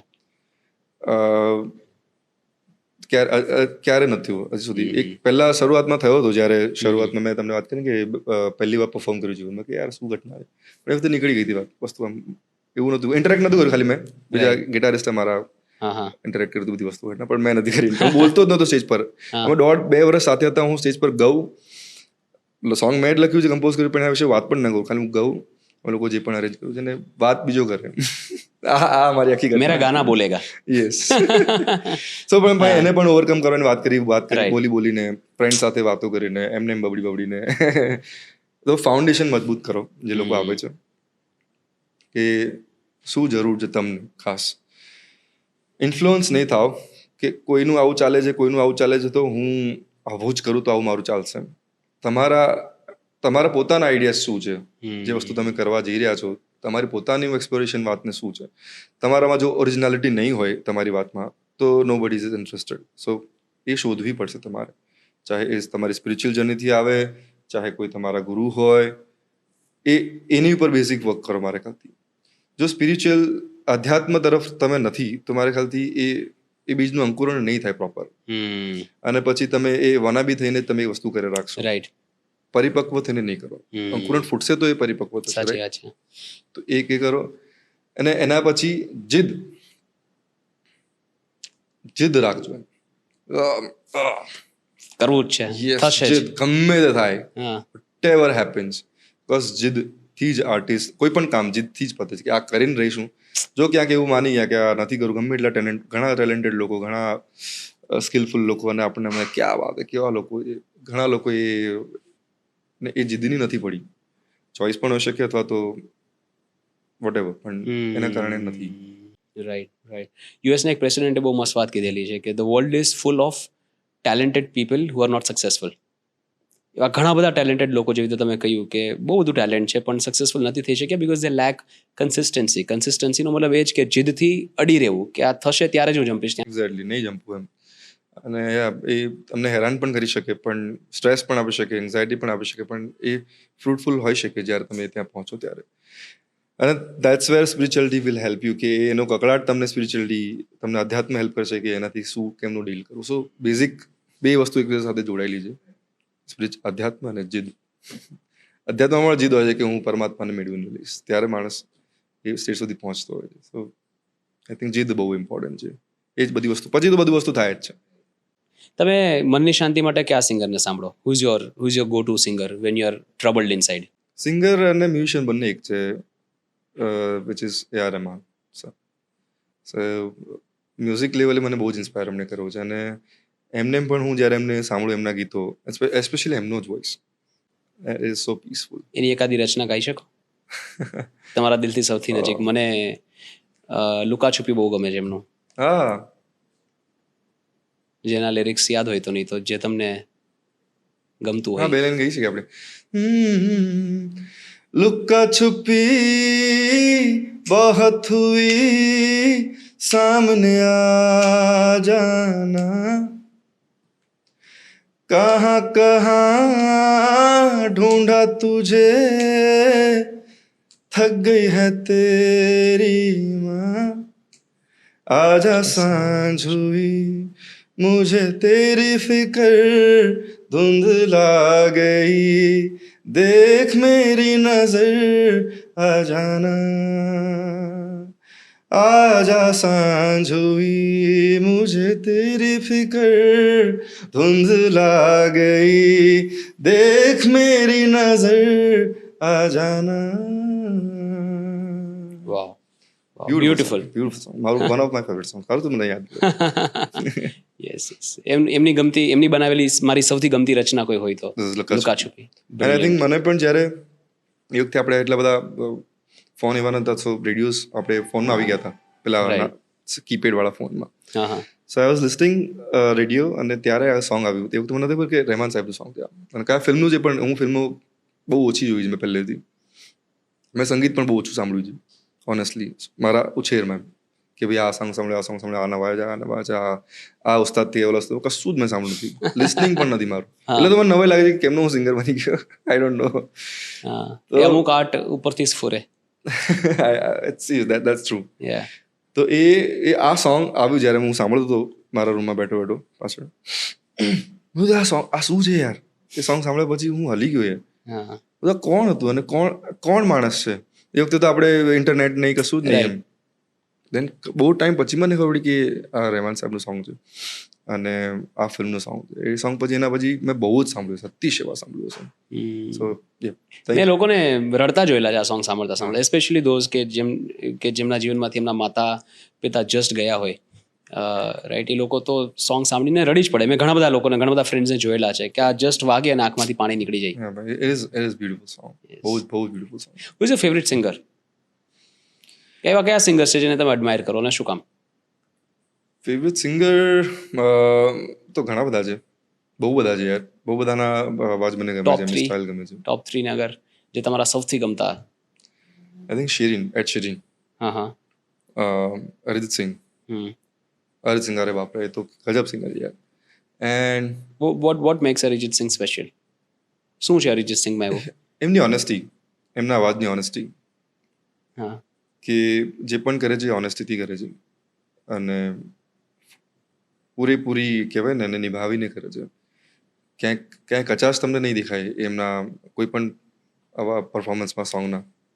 તમને હલાવીને મૂકી દેશે એમ. સો દેટ ઓનેસ્ટી, એ અંદર ઓનેસ્ટી હોય તો જ એ બહાર આવી શકે એમ. અને દેખાય છે એમના ઇઝ વેરી પ્યોર સોલ. તો એ અને શંકર મહાદેવન સર અને લતાજી. વાહ. આઈ થિંક ઘણું બધું શીખવા. બહુ આમ તો મેં જેટલા લોકો આજ સુધી મેં જેટલા પણ ને સાંભળ્યા હશે ને ઓબ્ઝર્વ કર્યા હશે, એમાંથી કંઈક ને કંઈક મેં શીખ્યું છે હંમેશા. પણ સૌથી વધારે કદાચ લીધું હોય તો મેં આ લોકોમાંથી શીખ્યું છે. અરિજીતની એક ખાસિયત, જો કે આઈ am nobody to comment on a vocalist, but અરિજીતની જે ખાસિયત મને લાગે છે કે એક તો સ્પિરિચ્યુઅલ માણસ છે, થોડા સંગીતને ડિવોટેડ અને છે. હા, એમના મ્યુઝિકમાં દેખાય છે ડેફિનેટલી સ્પિરિચ્યુઅલ માણસ છે. કે જે સરેન્ડર એમના, इवन शाने પણ કહેલું કે યાર बहुत ज्यादा सरेंडर है उनकी गायकी में, कि इतना सरेंडर होके कौन गाता है. પણ મને એવું લાગે છે કે એ છે ને પોતાની જાતને એ રચનાને સમર્પિત કરી દે છે કે જ્યાં સુધી હું આ માઇક પર છું એ સોંગને હું સમર્પિત છું. અને એ જે સરેન્ડરની જે ભાવના આવે છે ને એ એમના આઉટરોઝમાં બહુ બ્યુટીફુલી દેખાય છે. ડેફિનેટલી દેખાય છે. અને એમનો અપ્રોચ પણ અલગ છે સિંગિંગ. જેમ મેં વાત ન કરી કે વાલમ માટે 2 મહિના મેં લીધા હતા, 2-3 મહિના પછી અમે લોકો ડબ કરાવી ગયા હતા. સો એવું નથી કે સોંગ તમે આજે બનાવ્યું અને પછી પહોંચી ગયા અને ગઈ નાખ્યું અને વસ્તુ બધા જે વાયરલ થઈ શકે, ટ્રેન્ડિંગ થઈ શકે. પણ સિંગર જ્યારે પરફોર્મ કરવા આવે છે, બધું બહારનું એટલી બધી વસ્તુઓ લઈને આવે છે, પછી એને કેરેક્ટરમાં ઘૂસતા એ વાતમાં ઘૂસતા થોડી વાર લાગે. એવું ના હોય કે તરત એક્ટિંગ જ્યારે તમે લોકો ફ્લોર પર જાઓ છો ત્યારે ફિલ્મ બનાવો ત્યારે કેટલી બધી પ્રિપરેશન તમે કરો છો કે બધું એના કેરેક્ટર્સ તૈયાર થાય છે, એનો લુક તૈયાર થાય છે, શું પહેરશે, શું બોલશે, કેવો હશે, બધું જ તમે એક પ્રી પ્રેપ કહીએ છે ને, શું કહેવાય છે ને, પ્રી પ્રોડક્શન જેને કહે છે, એ બાબતમાં બધું જ એમના સેમિનાર, બધાના સીન કે એમના શું કરશું બધું જ થાય છે. એના પછી લોકો ફ્લોર પર આવે છે. સો એની એક પ્રોસેસ છે 1-8 મહિનાની, મારા ખ્યાલથી 1-2 મહિના, જેવી મૂવી જેવું કામ. અને એના પછી જ્યારે ફ્લોર પર હોય છે ત્યારે બધાને ક્લેરિટી હોય છે, બધા એકદમ એમની એમાં ઓનેસ્ટીથી વાત કરતા હોય. તેવી રીતે સિંગિંગમાં પણ સ્ટુડિયોમાં જ્યારે ગાવા આવો ત્યારે તો તમારા ત્યાંથી ગાતા હોય, મોટાભાગે ત્યાં સિંગર્સ ઘરેથી ગઈને આપી દેતા હોય છે. તો એ ટાઈમ લેવો જોઈએ અને ટાઈમ લઈને એને જીવીને એની ઓનેસ્ટી એ જ રીતે તમે એને જો પીરસો તો એ વસ્તુ બહુ જ અસરકારક હોય છે. એ ઓનેસ્ટી અરિજીત સિંહમાં ડેફિનેટલી છે. એની વસ્તુ શીખવા જોઈએ, બધાએ શીખવા જોઈએ છે. અત્યારે પ્રોસેસ પેલું કટ થઈ ગઈ છે. તમને ખબર હશે કે પહેલાં રિહર્સલ્સ થતા, લાઈવ બધું જ થતું પહેલાં તો. કંઈ અત્યારે જે પ્રોગ્રામિંગ ને બધું થાય છે એવું નહોતું થતું. બધું લાઈવ થાય, એના રિહર્સલ્સ થાય, બહુ બધા રિહર્સલ થયા પછી ટેક થાય. ટેકમાં પણ પાછું એક ભૂલ પડી તો પછી ફરી પાછો ટેક થાય, એટલે એક ટેકમાં પાછું પતે નહીં. તો દેટ્સ વાય અત્યારે એ સોંગ્સ જે એ વખતે સારા સારા બન્યા છે, અત્યારે ચારણીની જેમ ગળાઈને પછી અત્યારે એટલા બધા સોંગ આપણી પાસે છે, હજી પણ યાદગાર કેમ છે? મારા ખ્યાલથી એક જ કારણ છે કે લોકો એને જીવતા હતા ને પછી એને પરફોર્મ કરતા હતા. 100%. મોહમ્મદ રફીના અવાજમાં એમનું કોઈ પણ સોંગ સાંભળો એટલે એમ લાગે કે આ વ્યક્તિ આ ઇમોશન્સને જીવે છે. હું તો ઘણીવાર કહું કે યાર મોહમ્મદ રફી કેટલા શાંત અને એકદમ નિર્મળ દેખાય, અને જ્યારે પ્રેમના ગીતો ગાય ત્યારે એમ થાય કે યાર આ વ્યક્તિએ ખરેખર આટલો બધો પ્રેમ કરેલો હશે. So, એક કેવી જાતનું એની acting છે. નજાકત આવે છે. કેમ કે એવું તો છે નહીં કે એમને ગાવતી ગાય, એને ગવડાવવામાં આવ્યું છે, રાઈટ? તો જ્યારે તમને કરાવવામાં આવે છે ત્યારે એક એક્ટ બની જાય છે, એક્ટિંગ જ છે એક જાતની. વોઇસ એક્ટિંગ થઈ ગઈ અમારી. પણ વોઇસ એક્ટિંગમાં એવું તો છે નહીં તમે મિમિક્રી કરી નાખો કોઈની, તો you can mimic it, you have to be original. અને જે તે ભાવ છે, જે તે વસ્તુ ઘટના છે, એટલા માટે તો હું તો પૂછું પણ છું જ્યારે ગાવા જઉં કે આનો શું કોન્ટેક્ટ શું છે. અત્યારે તો એ પણ પતી ગયું છે હવે, ઇવન બોલિવૂડમાં પણ નથી થતું. સીધું આ છે રોમેન્ટિક ગાયન, આ છે પાર્ટી સોંગ, આ છે બધાને અલગ અલગ આપી દીધું, અને 50 જણાને કામ આપ્યું, એમાંથી 5 જણાનું ગાયન લઈને પછી લોકો મૂકી દે. સો બહુ પ્રોસેસ બદલાઈ ગઈ છે આખી. સો વી આર નોટ એટલા બધા એન્જોય નથી કરતા આપણે સોંગ્સ અત્યારે. Alright Jigarbhai, it's been a wonderful conversation. ખૂબ જ મજા આવી. થેન્ક યુ ભાઈ, thank you so much. Thank you so much. તમે ખૂબ જ ખુલીને વાત કરી, મારા માટે બહુ મોટી વાત છે. Thank you. ઇવન મને પણ એવું હતું કે યાર હું પણ મને લાગે હું બોલ જ કરું છું, આટલું બધું બોલું છું, મને પણ નવી લાગી યાર. Thank you so much. થોડો તમે ખોલ્યો મને. I think credit goes to you કે તમે મને થોડો કમ્ફર્ટેબલ હૂંફ આપી થોડી, તો હું થોડો ખુલ્યો અને વાતચીત થઈ શકી, અને ખૂબ મજા આવી. જે ઘણા બધા વિષયોની મારે વાત કરવી હતી, તમે પણ ઘણા વિષયો પર મને ધ્યાન દોર્યું અને ઘણી બધી વસ્તુની ચર્ચા કરી આપણે. ખૂબ આનંદ થયો છે. રાઈટ, હવે આપણે એક જેમ સેશન કરીએ. ઘણા બધા સોંગ્સનું લિસ્ટ લઈને અમે બેઠા છીએ. યસ, અત્યારે મારી ટૂર ચાલી જ રહી છે. ઓ યસ, તમારી ટૂર આવે છે. યસ, એના વિશે વાત કરો. હમણાં જ ઓલરેડી શરૂ થઈ જ ગઈ છે ઓલમોસ્ટ, અને હજી પણ શો છે ઘણા. યસ, ખાસા સમયથી કરવાની હતી ટૂર, પણ પોસિબલ નથી થતી કંઈક ને કંઈક કારણસર. અને અત્યારે કહેવાય ને કે બધું ગોઠવાય, ચેનલાઇઝ થાય જ્યારે ઈચ્છે ઈશ્વર, એટલે શક્તિ છે તમારી પરમ શક્તિ, ત્યારે જ બધું થાય. એ રીતે ગોઠવાયું છે, અને સરસ બધા લોકો જોડાઈ રહ્યા છે, ટિકિટ્સ બાય કરી રહ્યા છે અને આવી રહ્યા છે, ખૂબ ધમાલ કરી રહ્યા છે. હજી પણ કરવાના છે ઘણા નેક્સ્ટ શોઝ. તો થેન્ક યુ સો મચ. બધા આવો હજી પણ જ્યાં જ્યાં શોઝ છે, please. This is going to be one of your biggest. હા, જે મુંબઈમાં થવાનો છે, એટલે જે આખો આ ટૂર છે, it is going to be one of your biggest. Yes yes yes. Wow. પહેલી વાર હું એક તો ટૂર કરી રહ્યો છું, ગુજરાત ટૂર. મેં યુએસ ટૂર કરી છે, મેં કેનેડા ટૂર કરી છે, ઓસ્ટ્રેલિયા ટૂર કરી છે, યુકે ટૂર કરી છે, પણ અહીંયા જે સંખ્યા મળી તો સ્વાભાવિક છે, બીજે ક્યાંય પોસિબલ નથી. હા, અહીંયા ટૂર નથી કરી આપણા હોમ ગ્રાઉન્ડમાં. રાઈટ. અને ટૂરનો એક આનંદ એવો છે કે તમે એક ઉત્સવ જેવી વાત છે, યુ નો, કે તીર્થધામ તમે 4 ધામની યાત્રા કરવા નીકળ્યો ત્યારે કેવો માહોલ હોય, એવો અમારા બધા કલાકારો માટે પણ એવો જ માહોલ હોય છે. કે બહુ બધી તૈયારીઓ, જેમિંગ સેશન, નવા સોંગ્સ બનાવ્યા, નવી વસ્તુઓ એડ કરીને એની પ્રિપેરેશન, એના ફોટોશૂટ્સ ને આ ને તે ને શું ડિઝાઇન હશે, કેમનું પ્રેઝન્ટેશન રાખશું ને એનું ઘણું બધું છે, ઘણું બધું વસ્તુઓ થાય. અને જ્યારે સ્ટેજ પર હોય ત્યારે અને ફીલ થાય કે યાર વસૂલ છે જીવન, આ બધી મહેનત સિદ્ધ થઈ. લોકોને જ્યારે તમે હસતા જુઓ, ગાતા જુઓ, ખીલેલા ચહેરા જુઓ, તમે કઈ કેવા કેવા માહોલમાંથી લોકો આવ્યા છે, અહીંયા બધું જ ભૂલીને એન્જોય કરે તમારી સાથે. સો આઈ થિંક એ જીવનનો અર્ક નીકળે છે, સાર નીકળે છે, અને બહુ જ મજા આવે છે, સિરિયસલી. આઈ એમ શ્યોર એનું પુણ્ય પણ તમને મળતું હશે. લોકો ત્યાં આવીને જે શાંતિનો અનુભવ કરે છે, આઈ એમ શ્યોર એનું પુણ્ય તમને ગાયકોને મળતું જ હશે. બસ બસ બસ મળતા રહે, બ્લેસિંગ્સ મળતા રહે, બસ એટલું જ ઇમ્પોર્ટન્ટ છે, બાકી બધું ચાલે.